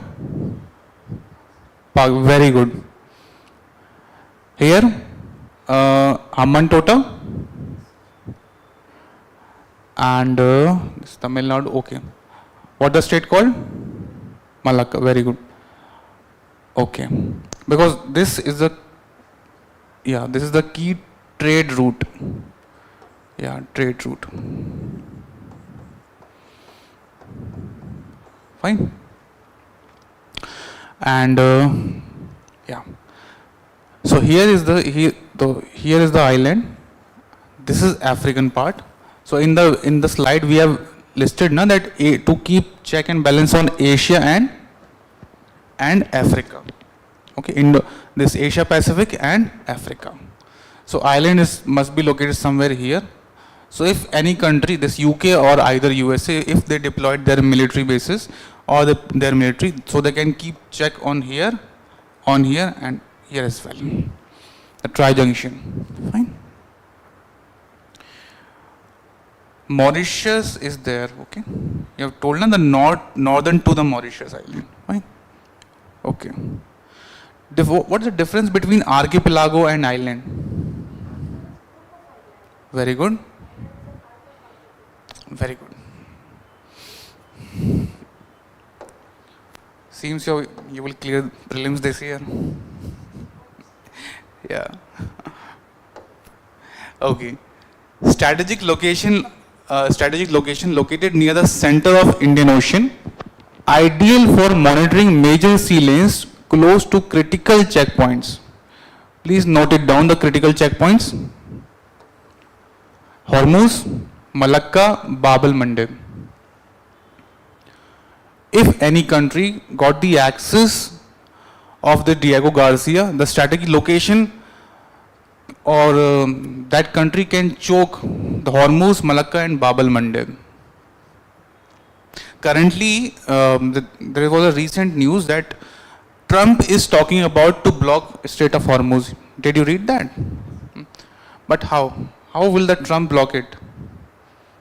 I mean, for example, the US fighter aircrafts they landed on this Strait of Hormuz, but how will they get blocked? How will they get to create a blockade in the Strait of Hormuz? Which country will they access? I mean, for example, if the USA wants to block Strait of Hormuz, their fighter jets came into the picture. So which country will USA will use as their military base? Any country nearby to Strait of Hormuz, which is the ally of USA? It's a bit logical question. UAE and Qatar. Recently, Iran has destroyed a USA powerhouse where it was actually located.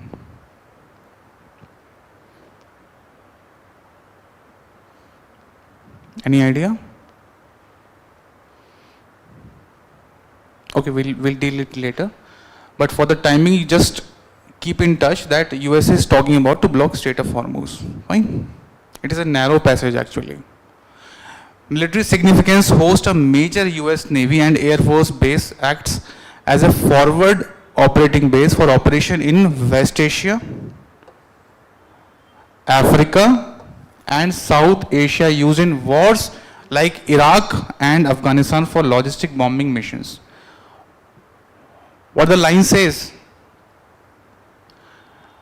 That Diego Garcia holds a very important military significance to keep a check on military operations like West Asia, Africa, South Asia, used in wars like Iraq, Afghanistan for logistic bombing missions. That's what I'm repeating constantly. That to bomb some country like Iraq, who was the famous leader of Iraq? The US captured it. Saddam Hussein, no? Khomeini was killed recently, the Iran leader, yeah. Afghanistan for logistic and bombing missions. Maritime security helps in surveillance of sea lines of communication. SLOC is key for anti-piracy. You know, piracy, the famous Somalian pirates. The pirates, what actually they do? What actually they do? What is the role of pirates? Steal the information. They loot the entire cargo ships. Okay, with AK-47 and the modern weapons. They are Somalian. I mean, if we go into the previous slide, I'll tell you where the actually piracy happens. See, this part is of Africa. This is Horn of Africa over here, Somalia, and in this region, the maximum this entire region is influenced by the pirates. Pirates is not like that we see the pirates of the Caribbean like the modern. No. Basically they are Africans who steal, who robbed the cargo ships, who travel from here to and follow this trade route, and they ultimately reach to the rest of the Europe. This is one route, and the another route number 2 is this. Number 1 and number 2. Is it visible now? Okay. So, where the Strait of Hormuz lies? Second, here only, okay? And what about the alternate route? This one? Bab al-Mandeb, but here only. This portion, can we say this is the operation ground of Hamas? Hamas and Houthi rebels. Please note it down. What is the role of Hamas and Houthi rebels in the civil war? Okay. So piracy happens in this region. So by creating a military base or military presence, the piracy can be underchecked. Right? All right. Power projection enables the US to project power across Indo-Pacific, balancing rising influences of China in Indian Ocean region. Strategic value for India, indirect contributes to the regional stability. So the point is here, how India is affected if the UK or US presence in the Diego Garcia Island. Can India be affected? How? And what if in case if India got a lease from Mauritius regarding this Diego Garcia Island? Can India have at least term? Why India cannot get this opportunity to get the lease agreement done with the Mauritius? Why only UK and USA? Do we have good relation with Mauritius? Now we have good relations. And Mauritius economy is heavily depending upon what? Tourism. It is a chain of archipelago. I mean, it's a chain of island. Basically, it's an archipelago. So why India cannot utilize this opportunity to procure their own military base in the Diego Garcia Island? What preventing India? Yeah, UK and USA will prevent India to do that, because they both are the superpowers, we can say, and the power in 5 countries as well, UK and USA. And also in this Malabar exercise, which India do with which country? Which India perform with USA, Malabar, and Indian Ocean Rim Association. Maximum times they have said that India is the sole protector of Indian Ocean, said by this USA. But ultimately what USA is doing? Controlling the Indo-Pacific and Indian Ocean. Fine? Yeah.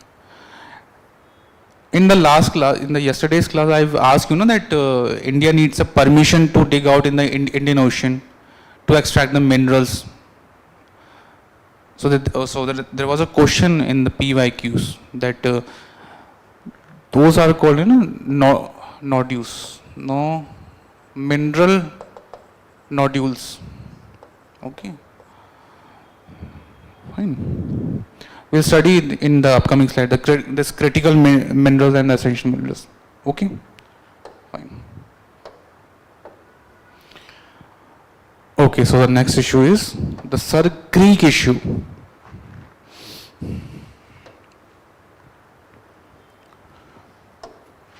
Sir Creek issue. Please hover on the location of the Gujarat. Take out the map.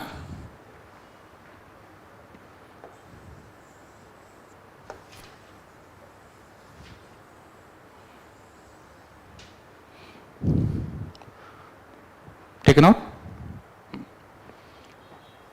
Focus on this Gujarat area, Kutch region.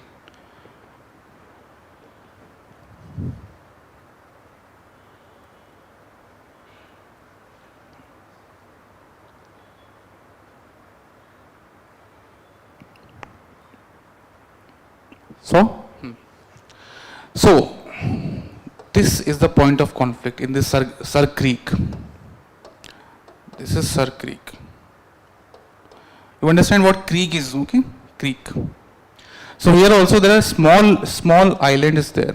That the minor islands are there, and the water is what is not that impulsive. Basically, in the previous ancient time, this region was used for docking the ships. You have seen in the last class, no, the Dholavira region. So it was a natural harbor, or we can say natural dockyard where the ships can be docked. So the point is that Pakistan is claiming some part of this area, this Sir Creek issue. But why the Pakistan is claiming this area? Let's back to the slide. Yeah, here it is. Why the Pakistan is claiming this? Reason being the historical issue. You have read about this Durand line? Durand line. What it separates? What is significance of this Durand line? Afghanistan and India. Okay, and what about the LAC, line of actual control?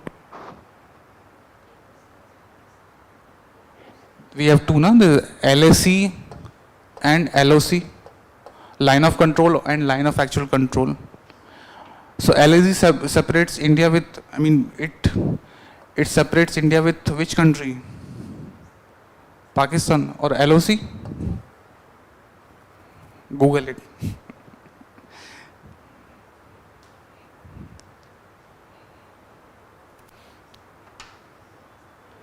Is the Pakistan is LOC or China is LAC? Pakistan, yeah, correct.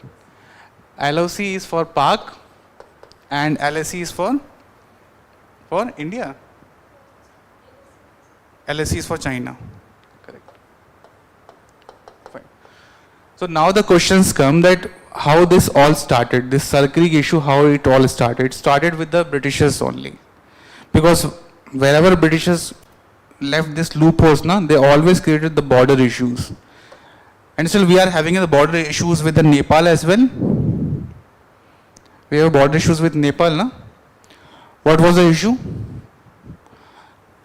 The Kali River.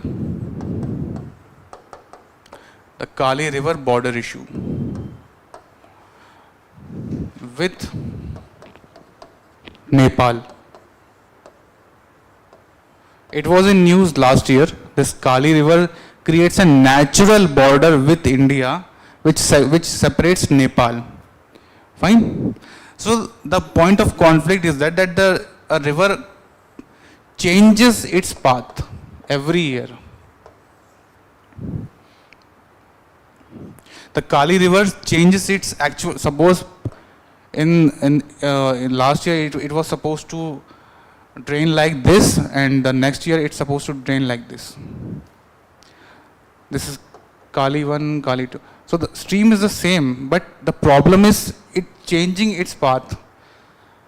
And since the ancient time, the India marked this as the Nepal border.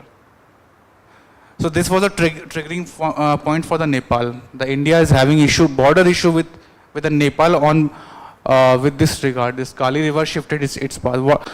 Okay, so one basic question. What is the main reason of Assam flood every year? Brahmaputra changing its path always, right? Okay. So Britishers marked this as a boundary for segregating Pakistan and India. Right? And in modern India, we also study there was a Riyasat named Junagadh, which was willing to merge with the Pakistan, and another one was Hyderabad, which was willing to merge with Pakistan. And the current Bangladesh, it was East Pakistan. Fine. Okay, so this issue rise with the historical background. What Britishers did in, in their regime. So the location is quite important. Fine. If the question will come into the prelims, that will be a map based. That whether it is nearby to Ran of Kutch. Okay, so Sar Creek is here only. Fine. Can we say that this area is a salty marsh?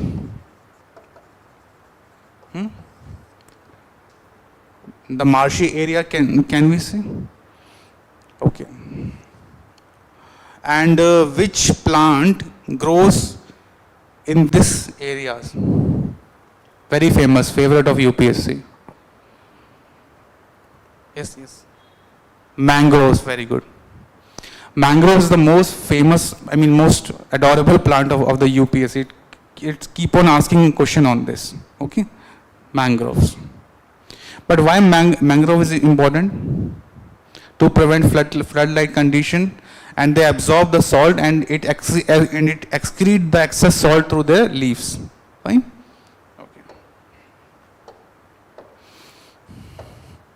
Okay, Sar Creek dispute, map origin, importance and key details. Sar Creek dispute is a long-standing India-Pakistan border issue with strategic and economic and ecological importance, known history claims and resolution efforts. Wait. The Sar Creek dispute between India and Pakistan is one of the long-standing territorial disagreement between two neighbors, with its origin tracing back to the pre-independence India, which simply means the Britishers did this loophole. Fine. While it often takes a backseat in the broader India-Pakistan relation, the dispute is important due to strategic, economic and ecological implications. Why? What ecological implications?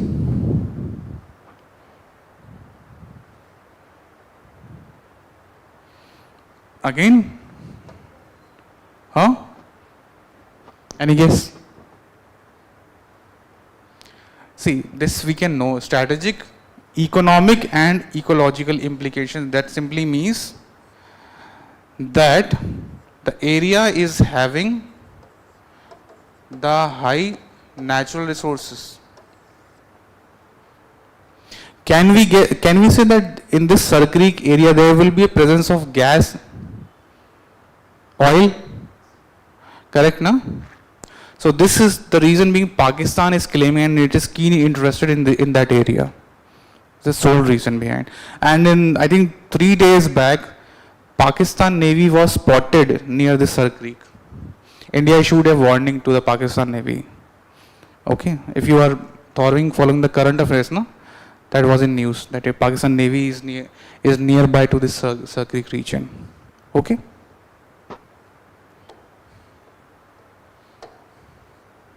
Any doubt with regards to that? No? Okay.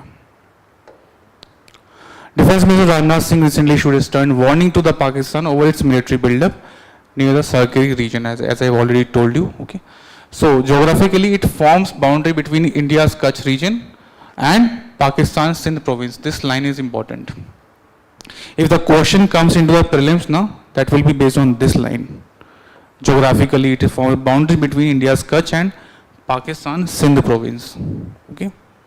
Before opening to the Arabian Sea, historically it was known as Ban Ganga, acquired the name of Sar Creek. So what could be the another name given by India is Ban Ganga. Okay. This is also the important term, Ban Ganga.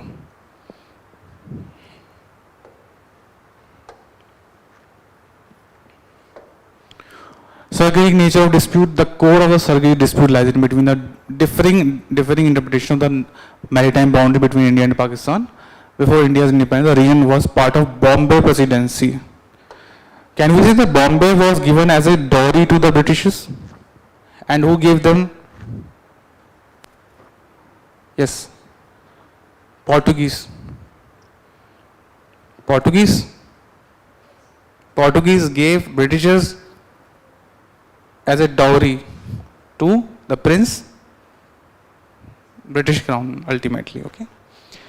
So this was a part of Bombay Presidency. Post-partition 1990-47, Kutch remained with the India, while Sindh became part of Pakistan. You haven't covered the modern India. Covered, na? Okay, revise it properly. Okay. We cannot lose these type of small questions. This even is asked in KS as well. Pakistan claimed the entirety of Sir Creek based on the Bombay government resolution of 1914 signed between the Rao of Kutch and the Sindh provincial government. As per the Pakistan, eastern flank of the Sir Creek formed the boundary. India, however, considered this green line indicative rather than definitive. This indicative line, again, just like the issue of Kali River, that we will, so majorly a country which is separated or two states which are separated by a natural barrier, they mark it as a border. You have seen on the map the river Tungabhadra. So in medieval history, the Tungabhadra was the border between Bahmani and Vijayanagar Empire. Fine? So this is how they mark the border areas. Two giant oarfish was washed upon a Mexico beach, triggering panic and superstitions. This was also in news. This oarfish you can see over here. Yeah, this oarfish. So why this fish is considered as a doomsday fish? Okay, come to some science type of scientific matter.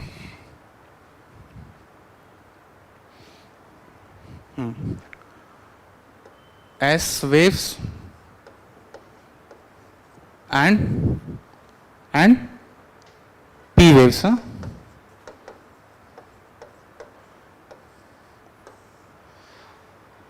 So S waves hit the ground of the earth when earthquake. Okay, just give me one answer. Which comes first, S or P?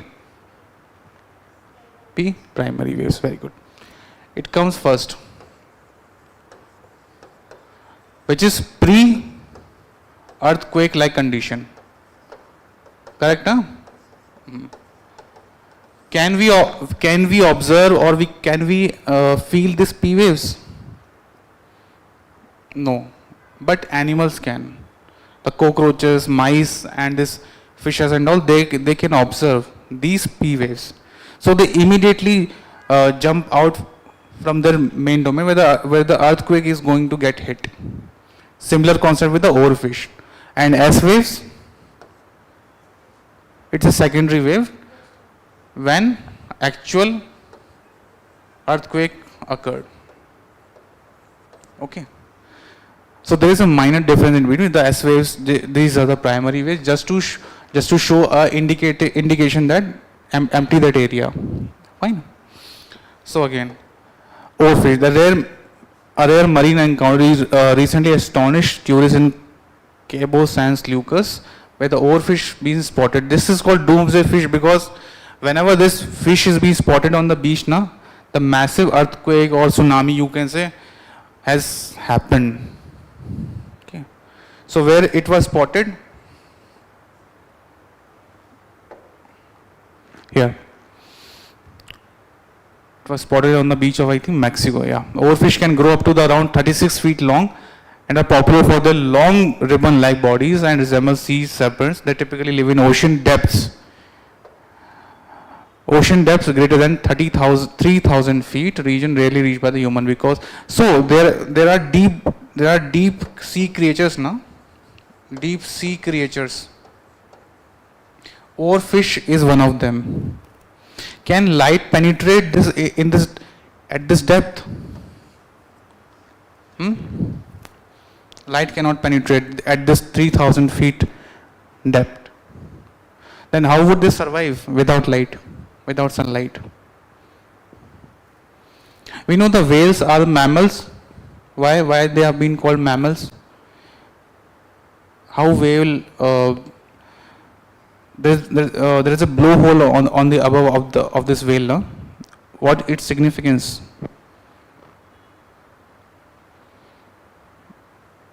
How do whale respirates? Gills. Any idea? No? Okay. See, blue whales are called mammal because they can breathe and they comes out of this, they comes on the surface of the ocean to get the fresh air. And also they feed their babies. Okay. That's why they're known as mammals. But these deep sea creatures, in which the sunlight cannot penetrate, how would they survive? Any specific phenomena? Because there is no light, no oxygen. How? And what's the significance if this long deep sea creature is coming on the shore? Because there would be some mechanical activity which force them to come on the shore. Either it would be some signals of tsunami or something. Okay, so this was in news, so it becomes important. Fine. Okay. Next important term is this is the UPSC PYQ. The Spardex space mission, docking mission. We do know now what docking is actually. You have seen the train coaches. Let's say the train coach 1 is here, and this is the attachment. This is attachment portion, and another coach is here, and this is being the another attachment die here. So they joined and they form the entire train. Okay. So docking is nothing but the same concept, attaching this terminal to this terminal and this terminal to this terminal. But why it is so important? Reason being, the satellite SDX-01 acting on the chaser and SDX-02 serving as a target perform series of precision maneuver approach, dock, separate and maneuver around each other in the space. For example, China has in the last year said that we will launch our own space station. Currently the space station we are having, does India has a role in that? In the space station? No. India has not any sort of role in making that space station or managing it. But now this technology, this Spardex mission can help India to dock the two satellites all together. And it is the basis of creating a unique space station as well. Because we cannot launch all the equipment in a once. Okay, so this dock mission creates a significance that to connect the two terminals along with. So this is how this Spardex space mission becomes important. Okay.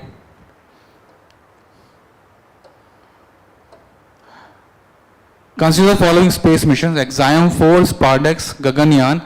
How many of the space missions given above encourage and support microgravity research? Microgravity research. Fetch the keyword over here. Answer. What could be the answer?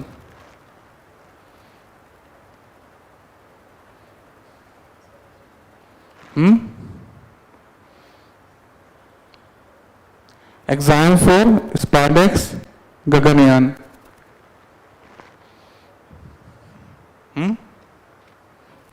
Only two. Which one? Exam 4? Spardex is there. What about the Gaganyaan? See, fetch the keyword microgravity research.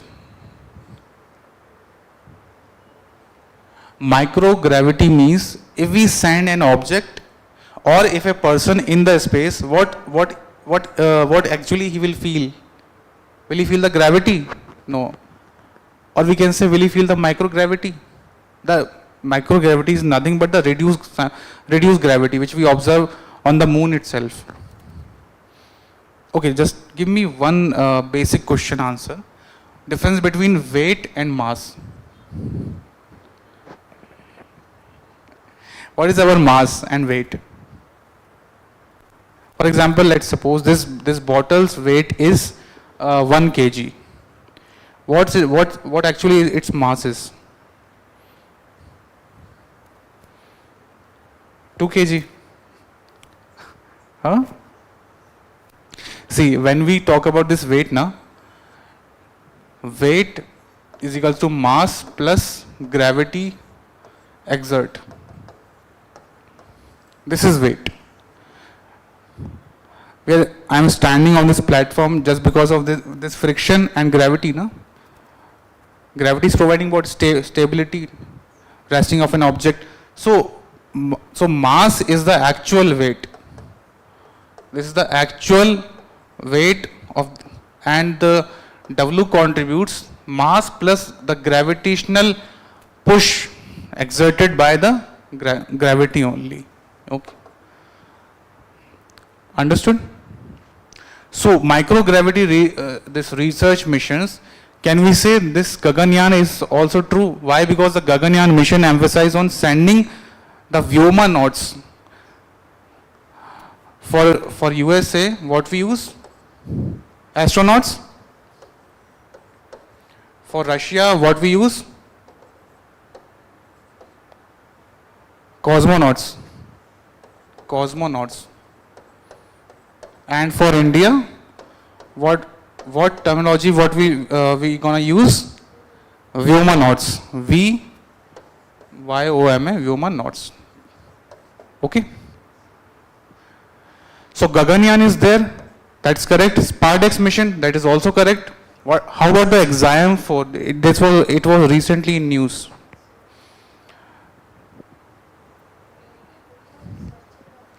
Searching of, yes, correct.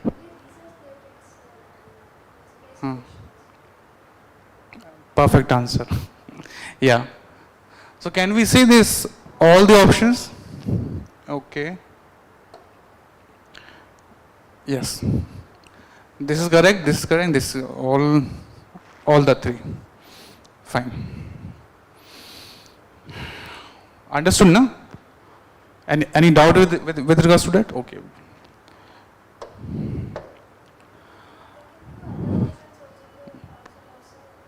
All. Yeah, all are come in the microgravity. Yeah, because microgravity it covers a vast area. Doesn't mean that if you this Apollo mission or this Artemis mission, they can also research about this microgravity. Okay. So this was the single reason why UPSC asked this tricky question, that microgravity, because it can be understood by any layman. Microgravity means certain specific gravity which would be exerted on that specific object in the space or moon or any other planet. Microgravity research involved studying the behavior of physical, chemical and biological system in the environment. Simply means that the pressure exerts on any matter which can be chemical and biological is in the environment, where the gravity is significantly weaker on the earth. Such research is crucial for advancing our understanding in various fields, including human psychology, material science and space agriculture. Okay, just let me know the one thing. What will happen if we did not wear the space suit and we go in the space or moon, on the moon surface? How space suit protect us? What is significance and utility factor of the space suit? What would instantly happen? It's a logical question. Any sort of idea?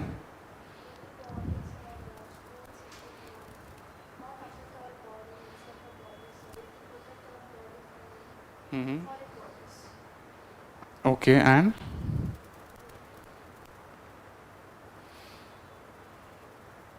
okay, our body has a blood pressure, right?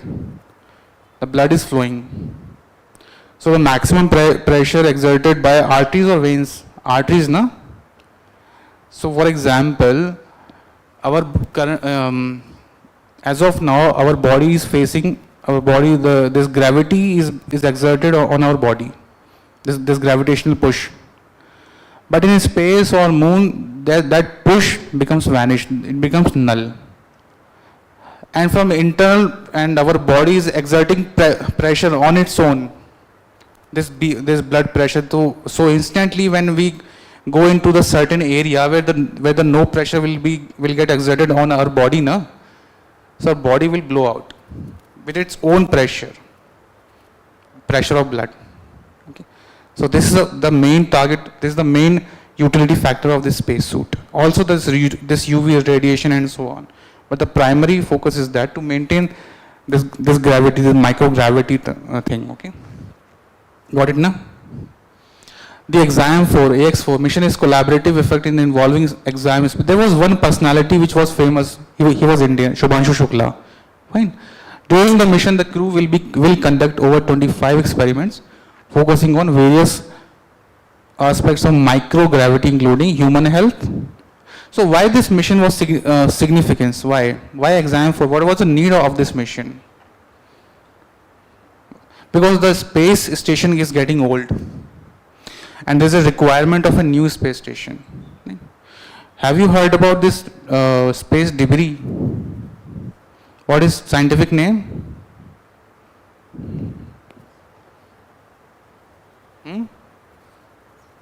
Space debris. Some sort of effect. Google it out. There is a specific name is being given. It is some syndrome. Is it start with K? Kessler syndrome. Yeah. It was in news. How could you let it go, this vital information? So space debris, also called the Kessler syndrome. Elon Musk has termed that I will launch the 1,000 millions of satellites in the space by the time, using whether it is his Starlink project. So don't you can we imagine that the Earth is already surrounded with the millions of satellites? But what happened when this satellite gets defunction? It remains there only. It revolves in the space only. And by the time when it keep on revolving, it achieved the speed of a bullet. And we have an evidence that some satellite debris is being hit to the space station with that speed only. So this is what the Kessler syndrome. Okay. So exam mission can also help to collect this debris. Okay, by creating a new space station to certain another axis or something like that. Okay. So okay, human health and space agriculture, investigating the growth of crops like green gram, moong and fenugreek, methi in microgravity conditions. Why this is important? Because the astronaut carries the packaged food only with them, so they could get some more diversity with that. And biotechnology, examining microbial adaptation and other biological process in space. In the recently there was a news that NASA has found the water particles on moon. Did you read that? So, but the water is present in which form? Crystallized form. And how did the NASA get this data? How did NASA estimate that there could be a presence of life? Okay, again basic question. When the Earth was made, this Big Bang theory, how did we estimate that the life exists? What was the first microorganism was there? The life begins with the water. If there is a presence of water, there can be a life. And if there is a bacteria or bacterial growth or microbial growth, 100% there could be life. Okay, so this is the main, this microbial growth and adaptation and other biological processes. This is just to find out whether a life can exist on the other planets or somewhere in defined conditions, right? Okay. Getting the gist of the topic now? Okay. Involving exam space, NASA and ESA and ISRO. Okay. Mark this space agency, na? Exam space mission, NASA, ESA and ISRO. To trick you in the prelims question, na? Prelims exam, na? They may involve JAXA, JAXA. Okay. So cut it down, okay? This is not. Japanese space agency, this is not, okay? Okay. Only NASA, ESA, European Space Agency and ISRO. Okay. About exam formation, NASA and exam space and American privately funded space. Infrastructure, so this line is also important. Privately funded, not the government. So in India, we have two space agencies. One is ISRO, another one is Antrix.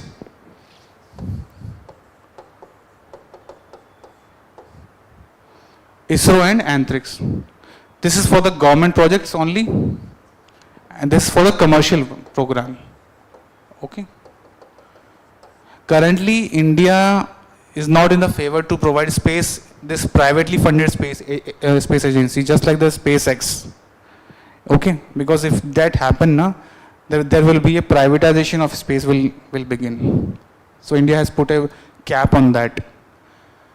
Privately funded space infrastructure developed, signed an order for the 4th private astronaut mission to the ISS, aiming to launch in the August 24 from the Kennedy Space Center in Florida. Is there any missile testing site in India? Sriharikota? Okay. Where actually it is? Andhra, separated by a sea or lake. What its name? There is a water body in between, na? It's very important. Google it.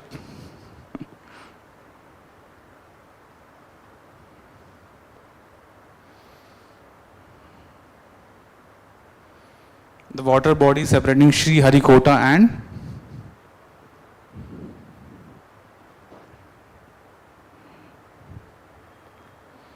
Lake Pulicat. Very good.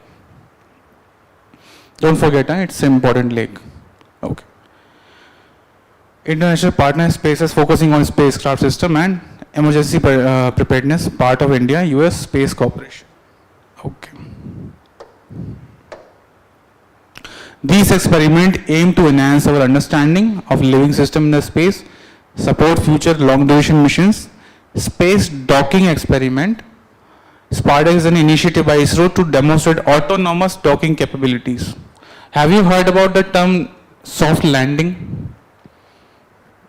Soft landing and reusable rocket propulsions. So India is what, third country or fourth in this soft landing. In the recent we have seen in the Chandrayaan mission 2, India has attained the tag of the countries of the member country which can do the soft landing of rover. Yes or no? So what does soft landing actually means? Landing on a specific target. Okay. Let's suppose this is somewhere. You understand, soft landing. The target-based landing. Target-based landing. Because this could be a exam question. Target-based landing and reusable reusable rocket. Okay. This idea was coined by Elon Musk. Okay. Fine. Okay. So Spardex mission was all about what? About? No, Spardex mission was about what? Docking. It's about the docking, okay? Don't forget the term docking. It is a minor term, but it will become too much of important because it is somehow related with the soft landing as well. The connecting the two terminal without any disturbance or without any collision between the two satellites. So this is the base of how space station would have created Spardex. What is the speciality of ISRO if we compare with the NASA?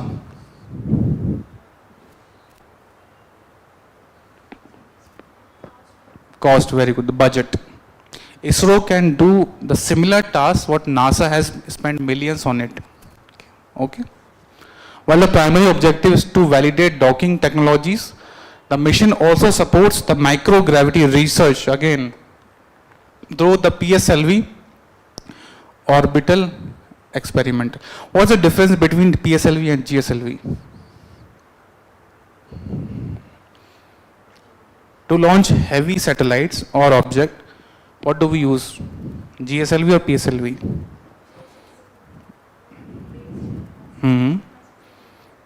Yeah, correct. Okay. Point 4. This module utilizes the span 4th stage of the PSLV rocket as an orbital platform for conducting experiments in the microgravity, including observing the germination and growth of the seed. Okay, there was one. So if we talk about the fuel, the stage fuel, the propulsion, initially, if I want to launch a rocket, what fuel will be used? Will it be in the solid form or liquid form? Solid form. With uncontrollable flame. Stage 2, liquid.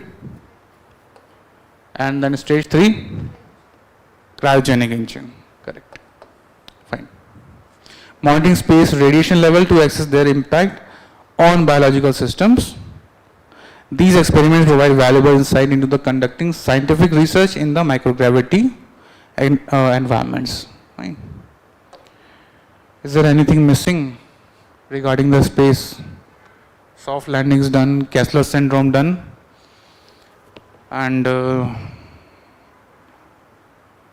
geosynchronous and geostationary satellite. You know what the difference between? Okay, low Earth orbit. Okay, suppose if I want to launch a communication satellite, in which orbit I'll place it? Low Earth orbiter. Yeah. Why? Because it is near to. The distance is bit low. Fine. Low Earth orbit. Fine. Okay. Okay. All right. See, science and tech is all about its implementation and practical practical application. And that's a better way to understand this science and tech. What is remaining regarding the space? What topic we have done this and what could be any doubt with regards to that? Any question?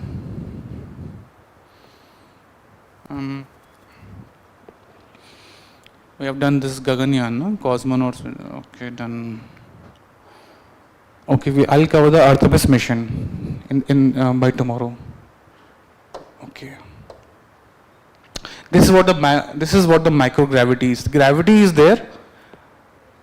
Yeah, but the impact is less. Okay. It's not hard and fast, something scientific. Okay. Gaganyaan mission.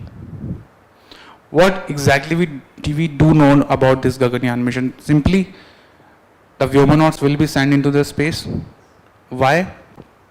Because see, this Gaganyaan mission, it was highly criticized by the Indians itself. Reason being that why India is doing this Gaganyaan mission, spending millions of dollars and the cost is too much. Why? What is the significance of this? This is just to create, see, every superpower country has their own space dominance, right? And recently, India has got the technology to hit the satellite. What the mission called? Mission Shakti. Yeah, that Mission Shakti was different. This nuclear side, no, and this one is different. Mission Shakti. So in Mission Shakti, India has tested it, hit its own satellite. Okay. It is an ambitious human space flight program aiming to send a crew of 3 astronauts in the 400 kilometer orbit of a 3-day mission. See, in Gaganyaan mission, Russia has helped us a lot to creating that level of environment. What space actually? Biological experiments studying the effect of microgravity on living organism. Yeah.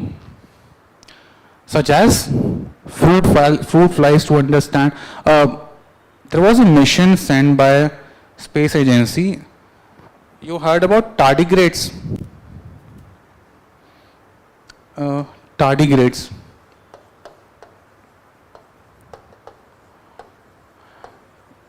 Tardigrades are the microorganisms which can sustain in extreme conditions. Search it on Google. It just look like a bear. The space agency has sent tardigrades that how long it can sustain. I think it was in the Voyager mission. Or it can be sent to the Mars as well.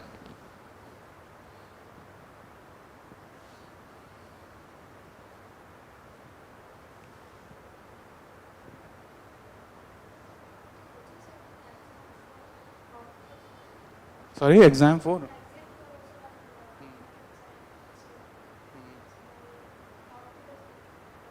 Could be tardigrade. Yeah. Because tardigrade can sustain in the extreme heat conditions. It can sustain without food even. So biological, so the physical science experiments, investigation, material behavior, and fluid dynamics in microgravity conditions. These experiments are designed to advance our knowledge of how microgravity affects various systems, which is essential for planning future long duration space missions. Right? So basically, Gaganyaan is a base. It's a base to create the space station, or to send Indians in the space. Who was the first Indian who went to the space?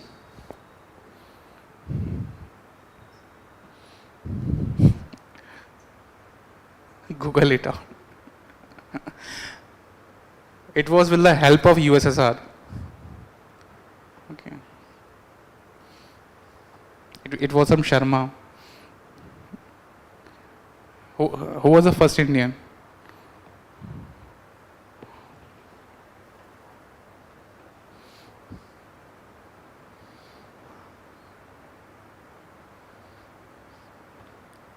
What did? Rakesh Sharma. Very basic level question. Okay. So after that, this Gaganyaan mission came into the picture, and now we can send our own people through our own tools. Okay.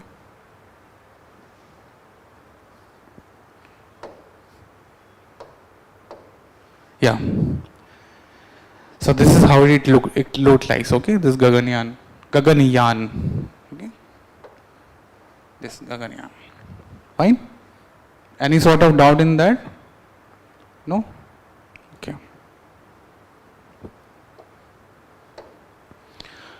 Okay, uniqueness of Aditya L1. So, we have seen the Gaganyaan, we have seen the exam 4. So now we will look at the Aditya L1. See, this is also an India-based mission, Aditya L1. So L1 defines the Lagrange's point. Basically, it's a geographical coordinate in the layman term. L1 is the position name that where actually it will be placed. So the significance of this Aditya mission, it will study the sun's surface, the outer surface, because it cannot go actually closer to the sun or it will get destroyed. So first time is partially resolved solar disk in the rear UV band. Why I attached this slide? What is the significance of this slide? Because in the last lecture we have discussed about the solar storm, na? And there's a question also on this UPSC PYQs that how solar radiation can impact the satellites. Solar storms comes from directly from the sun, na? Right.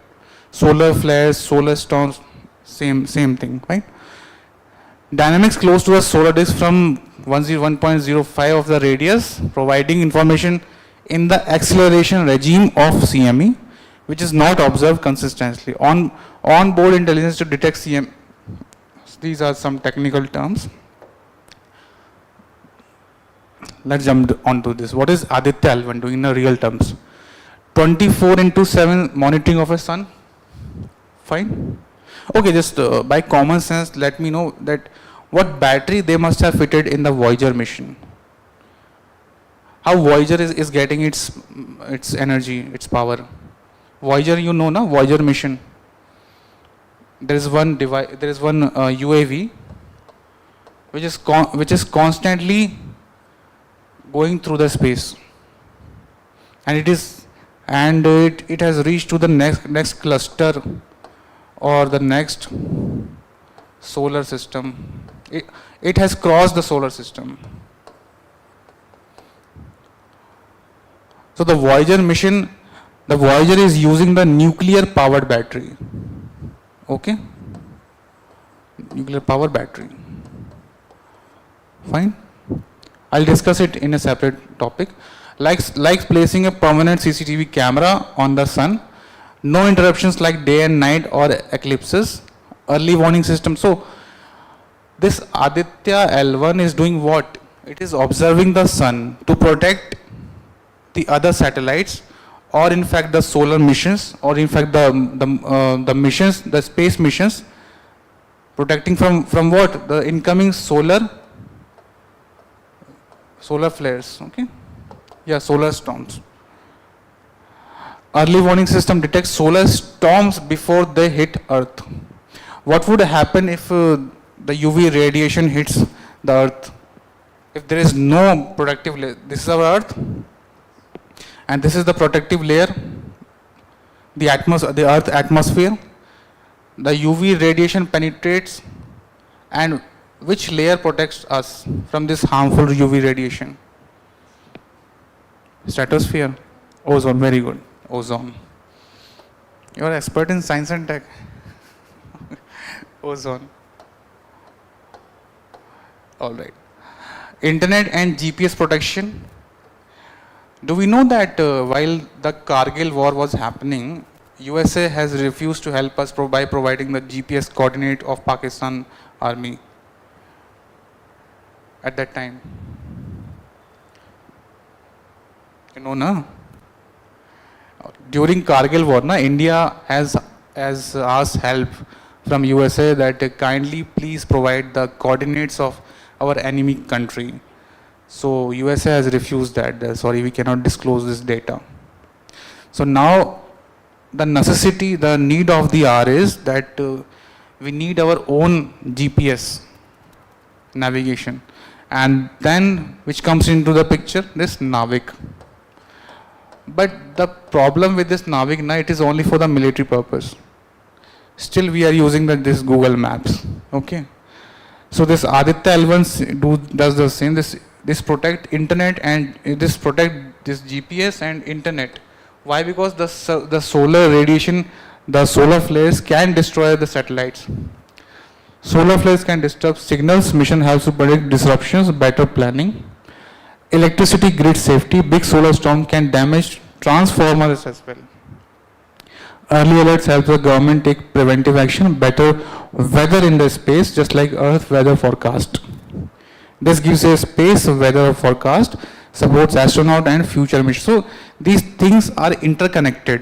All these things are interconnected. Like, for example, if the mission goes through a cabin with this Gaganyaan, what if in case if it hit by the solar flare? Millions of rupees, billions of dollars wasted.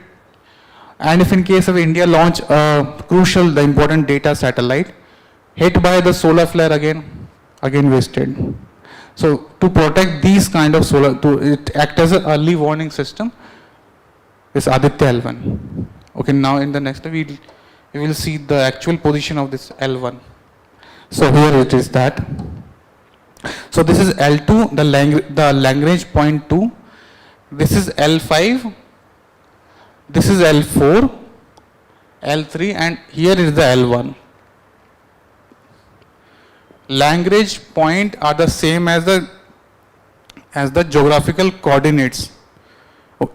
Can you tell me how GPS work? For example, this is satellite 1, this is satellite 2. Okay, so they are focusing on a primary object, and they are creating the common coordinates with the help of two satellites. They are estimating the location. This is how the GPS works. With the satellite 1, they are providing their interface, and satellite 2 they are providing the interface, and at that common point this GPS coordinate works. Got it? So any doubt with these Lagrange's point? Just to make a map if the question being asked, okay, and be clear with this L4 and L1.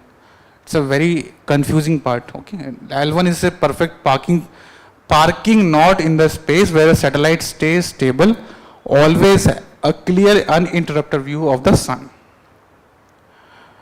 But this L1, we cannot place this Aditya L1 over at this Lagrange point 1 for a longer durations. Why? Because anytime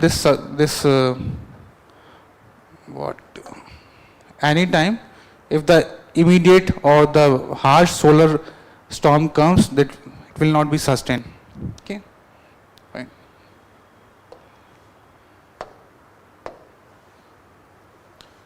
If a major attempt this. If a major solar flare reaches the earth, which of the following are the possible effect on the earth?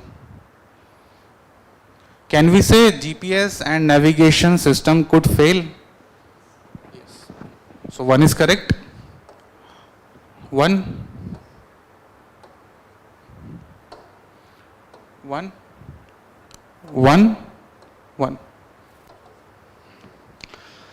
Tsunami could occur at equatorial region.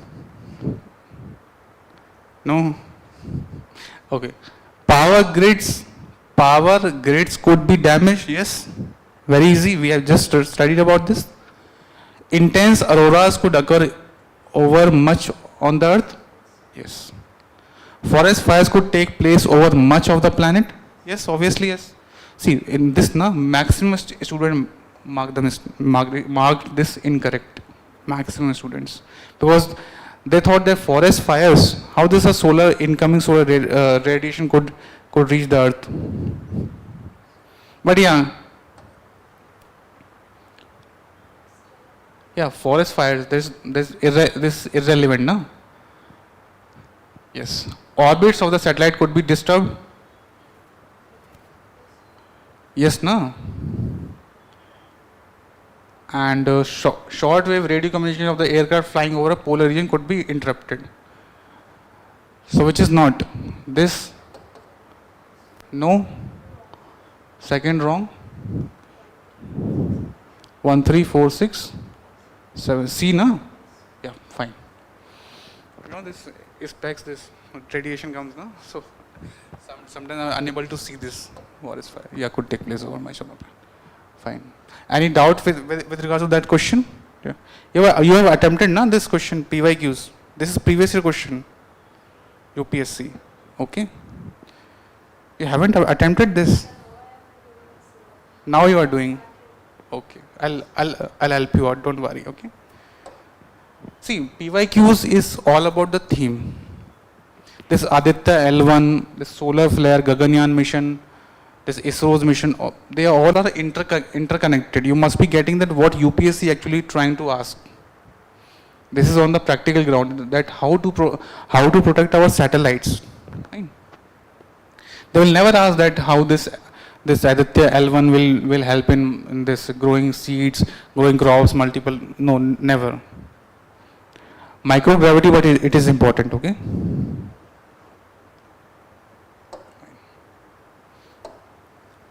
Which of the following statements are correct about the Aditya L1 mission? It is also a PYQ. It is the first scientific expedition of ISRO to study Mercury. No.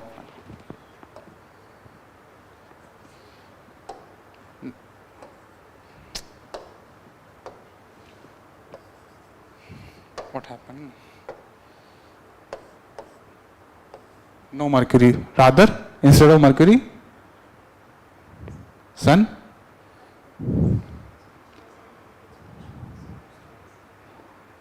Huh? I mean, it is a fun scientific expedition officer to study Mercury. No, then Sun, no. Aditya L1 satellite will be placed in a halo orbit around the Lagrangian point L1 of the Sun-Earth system. So maximum what will happen is, we don't know about this halo orbit for, let's suppose. But do we know about this Lagrangian point 1, L1?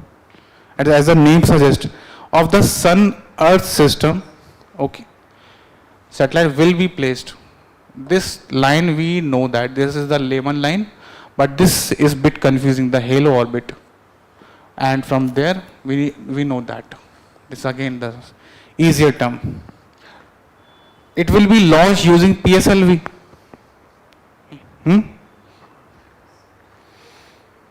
So if we mark 2 as a correct, so 2 is there and 2 is there. By eliminating statement first, no? Yeah, if we eliminate this statement number 1, so this gone.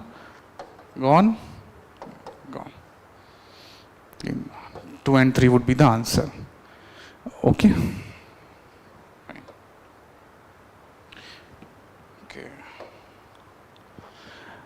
Okay. Another important topic. New deep sea model to test China's AI ambitions. We have heard about this Pegasus, the spy software. Pegasus launched by which country? Pegasus. Google about it.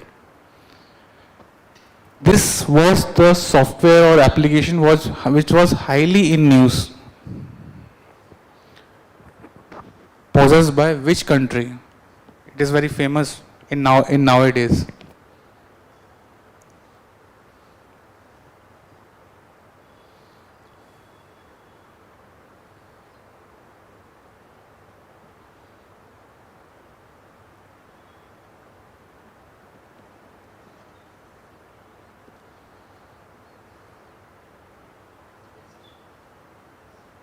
Which country is there? Israel, no? So Pegasus was used to spy. And it was that stronger that even if an incoming call land on your cell phone, if you did not answer it, that will be transferred to your phone and steal all the data. And also for a spy purpose. This Pegasus was that level intelligence, that level of technical. So by using Pegasus, Israel conduct a spy on the world leaders. And also it included Indian leaders as well. Some leaders was there. So now on the similar lines, the new deep sea model to test China's AI ambition. Now the reviews reveal that it is far superior than ChatGPT and other AI tools. But how? The deep sea consists of the pool of the dark web. You have heard about the dark web? Dark web. What is that actually? to access the illegal content, which cannot be easily available, right? For example, the Syrian civil war, the actual footage of what exactly going in Syria and all, so you can access on the dark web. Right? The riots taking place in a certain country. More than a year has passed since the startup put Chinese AI on the map early last year with a low-cost chatbot that performed at a similar level to US rivals. Have you heard about Baidu's? What is that? Baidu, no, not Baidu's. B-A-I, Baidu, B-A-I-D-O-U. It's D in between. Baidu. Search it. It is China's. Okay. What is Baidu? B-A-I-D.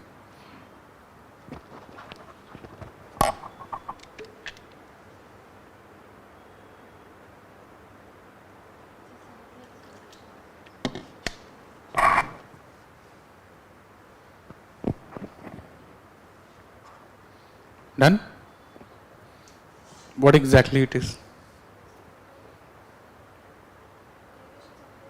Yeah, it is, yeah, correct.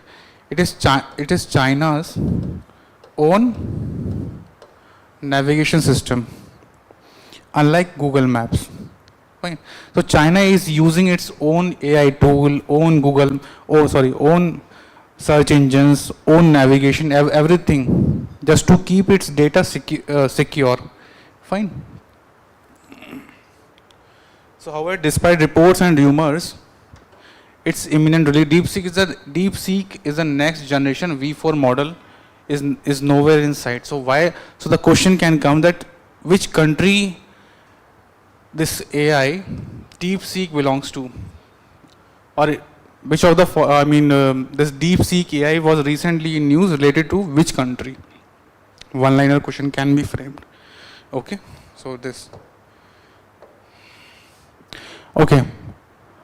Consider the following statement about artificial neural network. These are a vital subset of machine learning and are at the heart of deep learning algorithms. Read it again. These are a vital subset of machine learning. The technical term which is given, the machine learning, and are the heart of deep learning algorithms. Can we decode this line easily? They have ability to fine tune the response, but they do not have access to the specific decision making process. What's the significance of this line number 2? They have ability to fine tune the response. Yeah. Correct. Correct. Yeah. If we give them data, they will generate the response. If we give them data set, but they do not have access to the specific decision making process. Without data, this artificial neural network will not work. Fine. So statement could be correct. What can we say? Both 1 and 2. Fine. This is also the PYQ. Okay. So the point to attach this question over here, just to show the what exactly question can be framed. Okay. So this is something what I have attached. This is a diagram. The outer surface is completely the AI. Then comes the machine learning. We'll discuss it. This machine learning, artificial neural networks, and at the end, deep learning. So can we say this deep learning is containing the higher, wait, can we say this deep learning have the highest amount of data?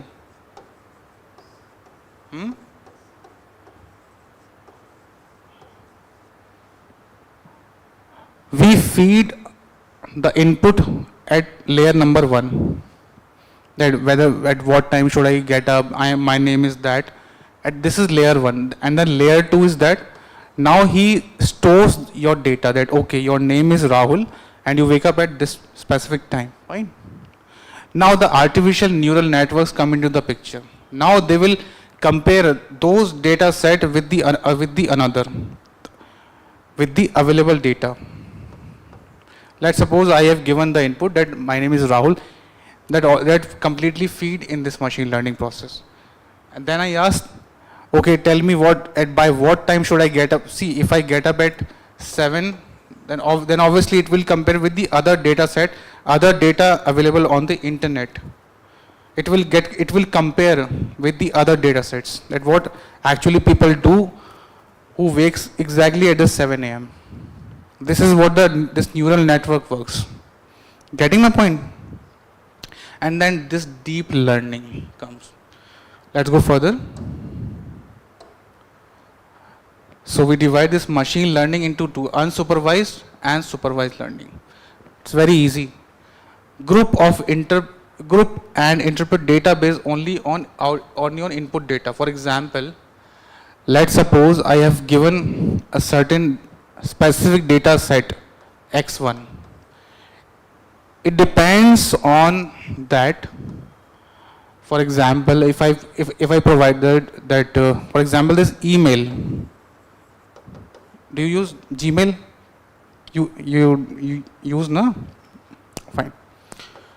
So for example, if a specific mail comes to you and that directly goes to the spam folder, sometimes it happens, no? It directly falls in spam. Let's suppose an OTP comes, or any malicious or any unauthorized email you received, that is automatically labeled to the spam folder. So how this spin happened? How automatically an email goes to the spam folder? It is just because of this supervised learning. It can develop predict model based on both input and output data. Let me go in the further slide. I have more clear. Yes. Yeah. Supervised learning. It is a subcategory of machine learning and AI. Supervised machine learning creates a model using the known data. Yes, known data. That spam folder, na? So it automatically decipher that it is an email first. It first tag that it is an email. Already data is given, the known data is there, that okay, email is there, that is known data. Now this supervised learning will further tag whether it is a genuine email or it is a spam. So this is what we call the supervised learning example. It automatically supervises the given data is email only. No big data, no specific other thing, only the email portion. So the supervised learning by using this tag, it will automatically drop the email into the spam folder by using its own algorithm. Fine. It is used when you have a data for output you want to predict, which means the data is what we given is of specific category. Either it is medical data, number 1, number 2, transportation data. The data would remain with the same category, either medical, transport, or in fact email data. That's it. Supervised learning use classification and regression techniques, develop machine learning models, for example, facial recognition at airport like DigiYatra. This is the similar data set, fine? Any doubt? No doubt, huh? Getting it or not? See, if we talk about in the layman term, similar data decode is supervised learning. Okay. For example, you are studying this UPSC exam. You are preparing for the UPSC exam. You are having a similar like of data, like books and all. Fine, na? So this is supervised learning only. You are decoding the syllabus is being given to you, assigned to you, and you are reading as per the syllabus wise. But when it becomes unsupervised, we are reading n number of material, our direction is not aligned.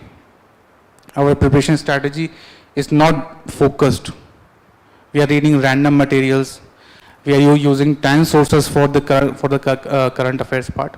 That's not going to help, fine. So categorization of data used by supervised learning to further subcategorize. That is an example of this. Okay. Yeah, right. This is spam folder. And if we talk about the similar data, I've tossed this medical diagnostic technology. For example, when we go for the ECG, this heart related issue, so there is a computer has been attached.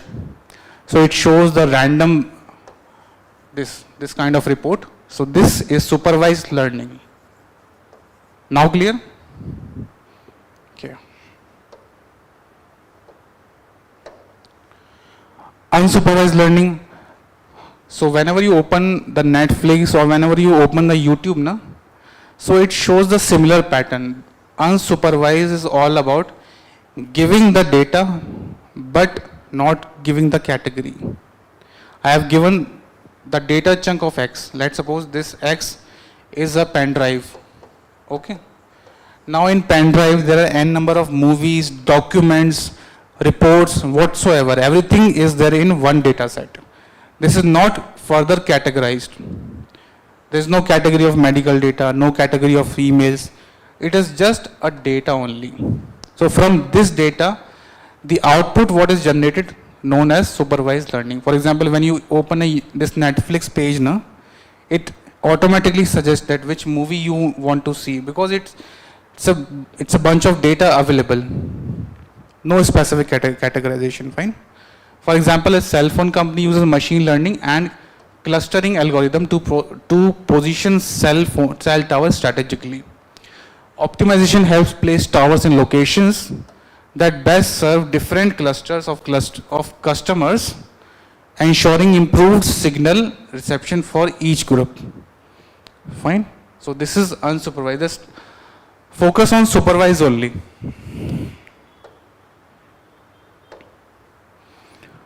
Learns from labeled data with correct answer. Unsupervised means learns from unlabeled data, which is only a data only. Got the difference? Okay.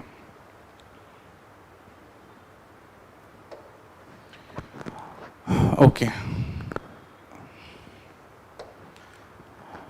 Back propagation is a commonly used method for training artificial neural networks, especially deep neural networks. We have discussed it already, this neural networks.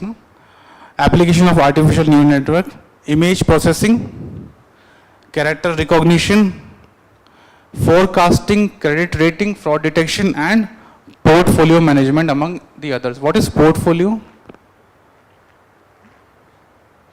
See, this is some sort of this economical term. For example, if you buy some shares in the stock market, for example, you buy some shares of Tata. Okay, you got 3 shares on the application itself, and on another, and secondly, you buy the shares of Adani Power. You got 3 shares again, and in later on you buy some other SpaceX share. Okay, 3. So this becomes your portfolio of stock market. This is what we call the portfolio. We have a Tata, Adani, and SpaceX. We have invested in these 3 companies. So this is some relatable term with regards to the portfolio. Fine. Limitations of artificial neural network and time takes to train networks which frequently demand an acceptable level of computational powers, even complex tasks.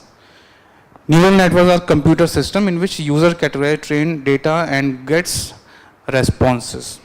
So whenever we use ChatGPT, do we get different responses all the time? No, sometimes, I mean, the response is the same, but sometimes the language differs. Fine, sometimes it gets deep down in the details and sometimes only at the outer level. For example, if you search this India-Pakistan war or some sort of technical terms, it will show the limited knowledge. But when you give another prompt, na, that I want to get the detailed analysis, then it will shows. So once you feed the input, it creates the neural network, it creates the data set and it creates the memory only.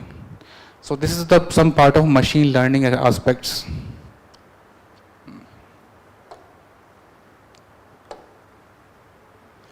We can make an estimate by using this diagram. Automatic language translation, image recognition, speech recognition, traffic prediction, self-driving cars. Project coined by again Elon Musk company. Online fraud detection, virtual personal assistant. Whenever we receive a company's call, this helps, this virtual personal assistant. Or whenever we use this, you must have gone through this example, na, that press 1 for this, press 2 for English, press. So this is what this virtual assistant is. Online fraud detection, stock marketing trade, medical diagnosis, language translation and image recognition. These are the applications of what? Machine learning. If the question comes into the prelims that what are the other applications of machine learning, will be able to solve that? Fine. So the base of this machine learning, feeding the input data. This is what is all about. Okay. Question. It is expected that Majorana 1 chip will be enable quantum computing. Statement 1. Statement 2.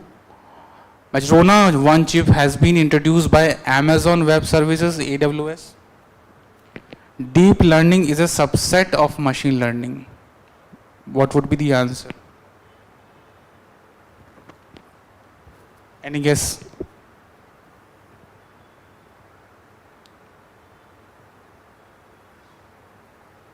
It has been introduced by Amazon Web Service. See, this third one is correct. Deep learning is a subset of machine learning. We have just seen in the previous slides. So 3 is correct. It is expected that Majorana 1 chip will enable quantum computing. Any idea? No? Okay. So we'll mark 1 and 3 as a correct option. Okay. This not introduced by Amazon Web Services. Fine. Got bored? Sleepy? I know it's a long ass class, na? Marathon class. It usually happens. If you want to go to have some water or something, you can have.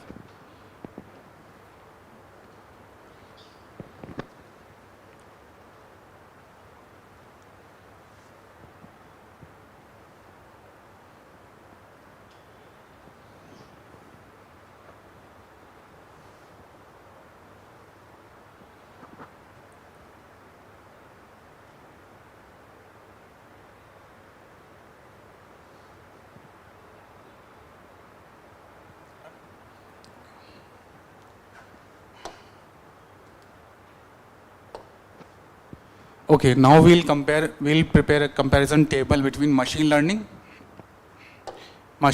and deep learning. Algorithm that, algorithm is what? Idea about algorithms? Okay. That learns patterns from data, subset of ML, machine learning, using multi-layered neural networks. So deep learning is far more superior than machine learning, although it is a basic part of this deep learning. Without machine learning, deep learning cannot exist. Works with smaller data set, need large data sets. Manual, human driven, automatic, learn feature itself, this deep learning. regression, decision trees, SVM, neural networks, CNN, RNN, and transformer. Advanced level technologies, fine. Moderate, high GPU or TPU needed. Faster, slower. Why? Because it has large data sets. And to compute large data sets, it has to be slower. Okay? Good for structured data, superior for complex tasks, image and speech. It can deal with any sort of data. No categorization required. More interpretable, often a black box. Okay? So, fine. Any doubt? Not at all? Okay. India's Mineral Security Partnership. Again. So when you will go through the PYQs, now you will get to know this term. You will find this mineral security every year. There's a question comes out on a mineral program or in the minerals. Mineral Security Partnership (MSP) launched by the United States in 2022. If I have to frame a question in prelims, I would say that India is a founding member of Mineral Security Partnership. It will be wrong, right? Started by USA in 2022. Strategic initiative, not a treaty or formal organization. It is not a treaty. That simply means it is non-binding or formal organization. It is just an strategic initiative. Just an initiative, that's it. No formal meetings, nothing, no organization and all. Objective: ensures secure, sustainable and diversified supply chains of critical minerals. So what would be the sole purpose to create this Mineral Security Partnership, this MSP? India imports its major mineral needs from China, and here China is not a member. Okay. India joined in 2023. So minerals required not just for this fertilizing process, they required for chip building, microprocessor. They all are being used. Right? India is a part of core group of countries. Participation aligned with the energy transition goals. Electric vehicle EV, the battery also requires this critical minerals help. Expansion make in India and industrial policy. Let's go beyond. The member. See, I have attached over here the no more dependence on China. Fine. India is using a Mineral Security Partnership (MSP) as a strategic tool to reduce dependence on China for critical minerals and essential for the clean energy and high-tech sectors. India's target for the clean energy and the net zero target is 27, 47. Net zero emission. So the member countries are USA, India, Australia, Canada, UK, France, Germany, South Korea, Italy, the entire European Union, Norway, Sweden and Finland. 14 members can anticipate over here. Okay. The main rule is for that they can exchange the minerals, the critical minerals among them. Fine. Okay. What are critical minerals? Essential for modern technologies and clean energy. We have already discussed this lithium ion batteries, rechargeable batteries, ceramics. Now in EV cars, what kind of batteries is attached? It is a lithium ion, no? Correct. Cobalt, rechargeable batteries and superalloy. For nickel, stainless steel, vanadium, niobium, germanium, uranium, beryllium, tantalum and strontium. Can we replace plutonium with uranium? Yes. But calorific value of uranium is more. Fine. But it means it is more refined.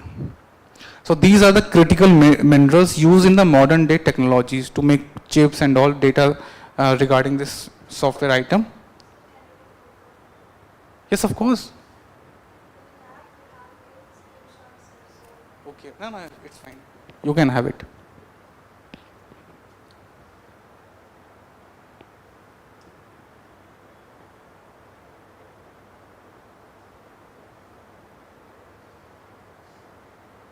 I'll get you this PPT. You can have it. Okay. Critical minerals, India's net import. So this data is quite important. India, see, China is there. So China is there. Again China, again. So India wants to reduce its dependence on whom? China, fine. So this is the data, this critical mineral percentage, this 100%, 50% silicon, zirconium, strontium. So these are the data sets you can mark, okay.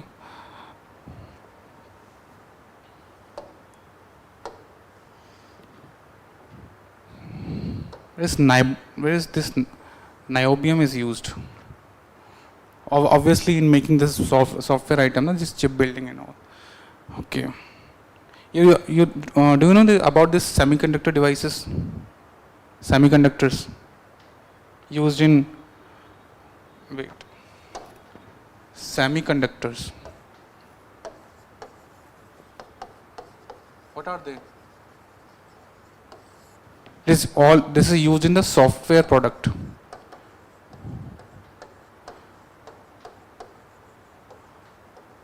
I'm using this smart board now.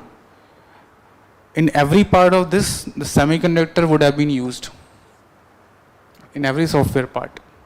This chip, this Intel, okay, all this. Okay, question. Consider the following statement. This is the PYQ. Please try to solve it. India has joined the Mineral Security Partnership as a member. India is a rich country in all the 30 minerals that it had identified. The Parliament in 2023 has amended Mines and Minerals Development Regulation Act, empowering the central government to exclusively auction mining lease composite license for certain critical minerals.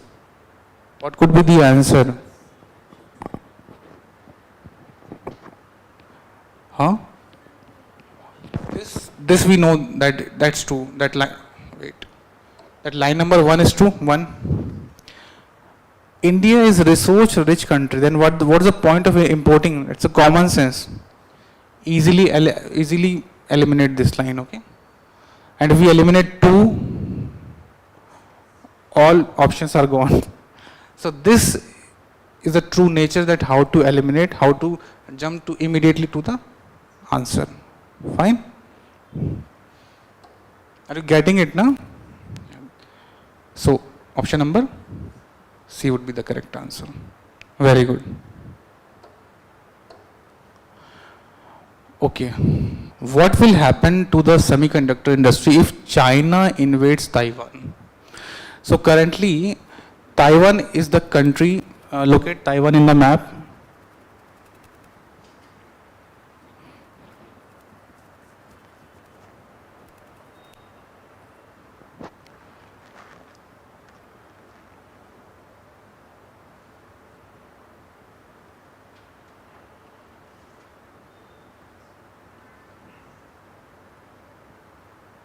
Is it nearby to China?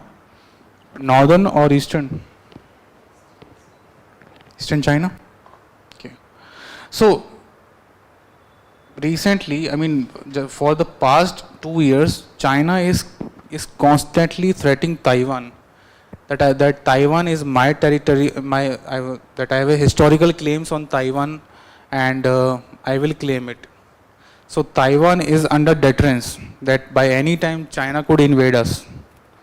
But the factor is that Taiwan is the only country which manufactures on a high level and quality level semiconductors industries there. So this is the major issue, that what would happen if China undertake Taiwan under its control. The rest of the world will depend on the China for semiconductor supply. This is the main pain point. China line TA415 escalates cyber attacks on Taiwan's semiconductor manufacturing supply chains. Again, the news in transition.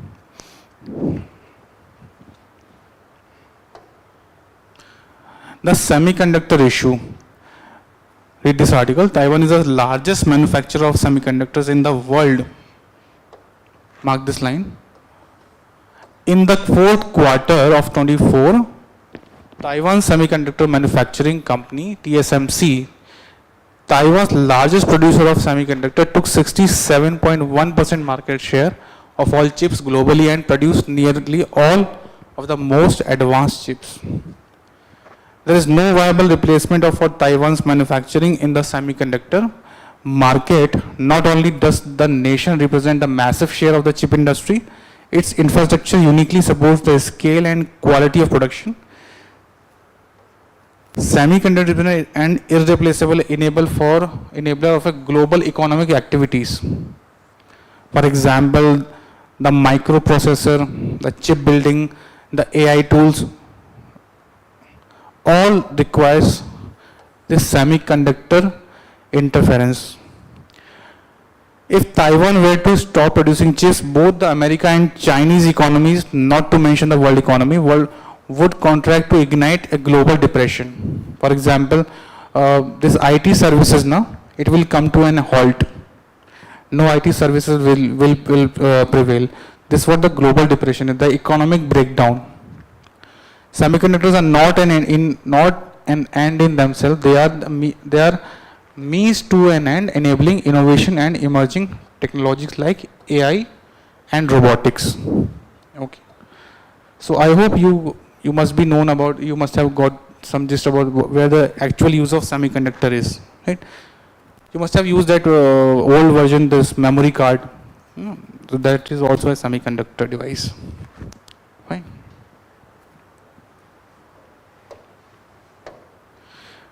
Now, US intervention. Trump says China's this Xi Jinping assured him that he won't take action on Taiwan during Republicans' term. That simply means that until or unless Donald Trump would remain in the White House, he will not allow China to attack Taiwan. Okay? Fine. Asked if he would order US forces to defend Taiwan if China attacked, Mr. Trump demurred.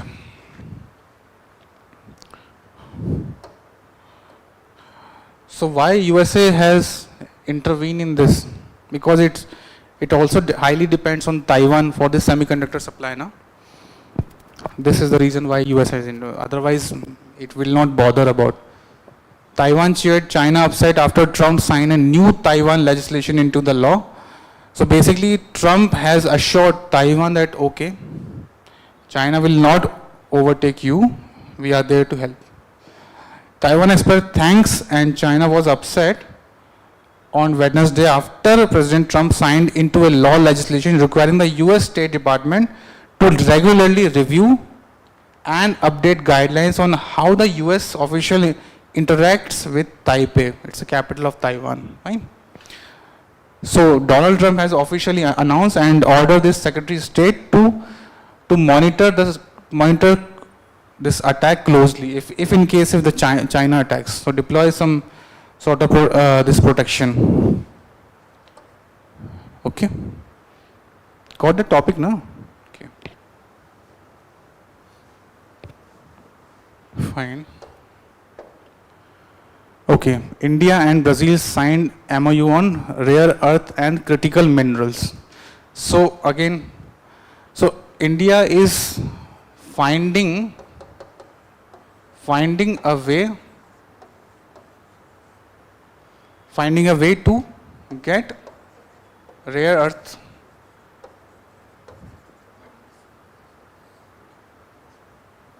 Fine. All right.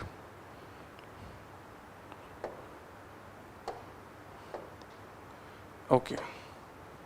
So any doubt till now? No doubt. Must be some doubt, no? Not at all. Okay.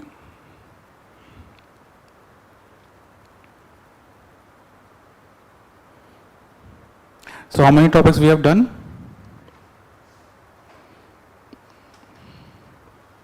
Done now? Okay. And what magazines you are following for the current affair? Any newspaper? Okay. For example, if you follow any sort of magazine now, only study the relevant part. For example, map this part with the PYQ theme. Okay. For example, if a news come into the picture, for example, on the governor, map this with what? With the magazine. If there is an article available on the governor, it's a basic level question. And for example, if the question comes on this environment, this methane emission and all, did you write the answer on the global methane pledge? I asked you in the last class. Did you write? No. Why? Got too many tasks to do. Okay, do write, huh? It's an important one. Another important term is Panchamrit. Yeah, Panchamrit. In this Panchamrit scheme, or this was a summit, the Prime Minister told that India will achieve the net zero emission. Okay. Net zero emission. How? First, we need to understand this. What is that net zero? Does that mean that everything would be run on battery, like this e-vehicles and no pollution? Okay. Let's decode this net zero. For example, -1 + 1 is equals to 0. So that simply means that net zero does not mean that India will not produce this pollution. It will produce pollution at some extent, but it will be consumed. This -1 will be cancelled by +1. This is net zero. Can you name any country which is carbon negative? The carbon negative country. I mean, the country is not even polluting at zero level. Rather, it is at a -1. Extremely good. The clean air, the cleanest air in the world. No. Okay, let me give you a hint. It is our neighbor. Yeah. And by selling those carbon credits, they are earning way more. Means in the conference of parties, there was an agreement was done to selling the carbon credits. Carbon credits. Please mark it down in the copy that what are carbon credits. Repeatedly asked in the exam.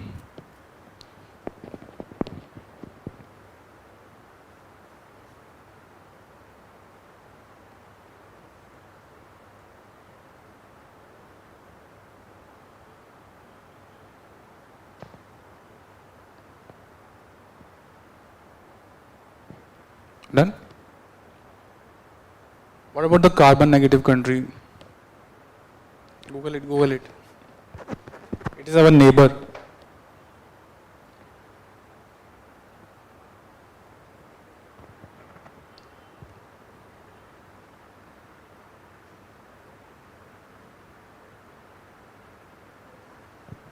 Bhutan, correct.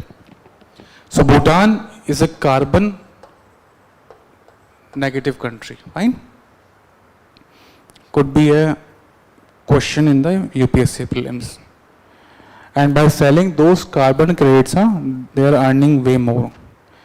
Because there is a clause in the Conference of Parties that if a country is not is not polluting that much, it can be balanced by the another country which is polluting way high. So for example is if the Bhutan is a carbon negative country, China can purchase the green bond from the Bhutan and it will balance the equation. Got my point? For example, China is polluting too much, but the Bhutan is negative one. So Bhutan will give their carbon credits to the China for a certain specific amount, and that equation of pollution will be balanced. This is the concept of carbon credit system. Okay. Any doubt regarding that?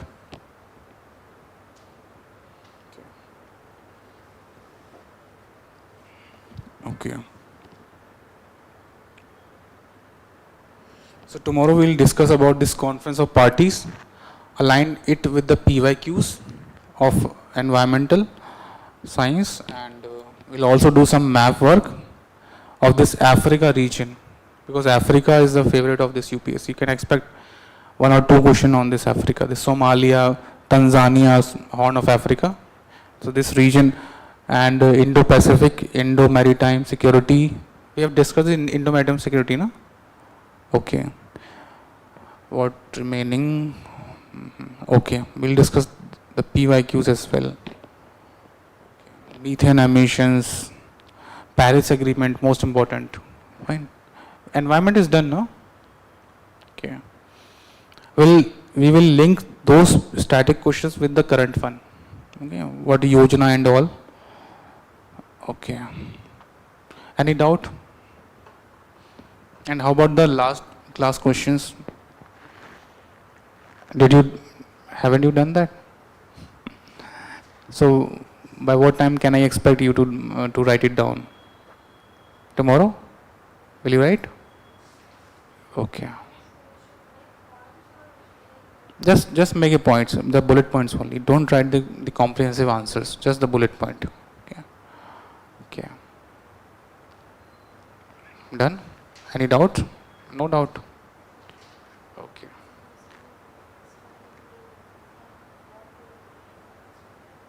What to? I didn't get you. What? Okay, what to, I mean, okay. Filtering out the content, no? Don't worry, I'll help you out with this. You're appearing for this year? Prelims, no? First time, no? Okay. What we will do is to strategize your plan, this syllabus wise, we will do that. Okay. And read only the relevant portion of this current affairs, and whether it is static. Your static is fine. Because static portion. Okay. Because the static should be strong. Because there is no loophole should remain. If any questions come from the polity, it should be done. Until or otherwise, this is out of the syllabus or something. Okay. And please continue with the newspaper. Don't lose it. All right. Done with the today's newspaper?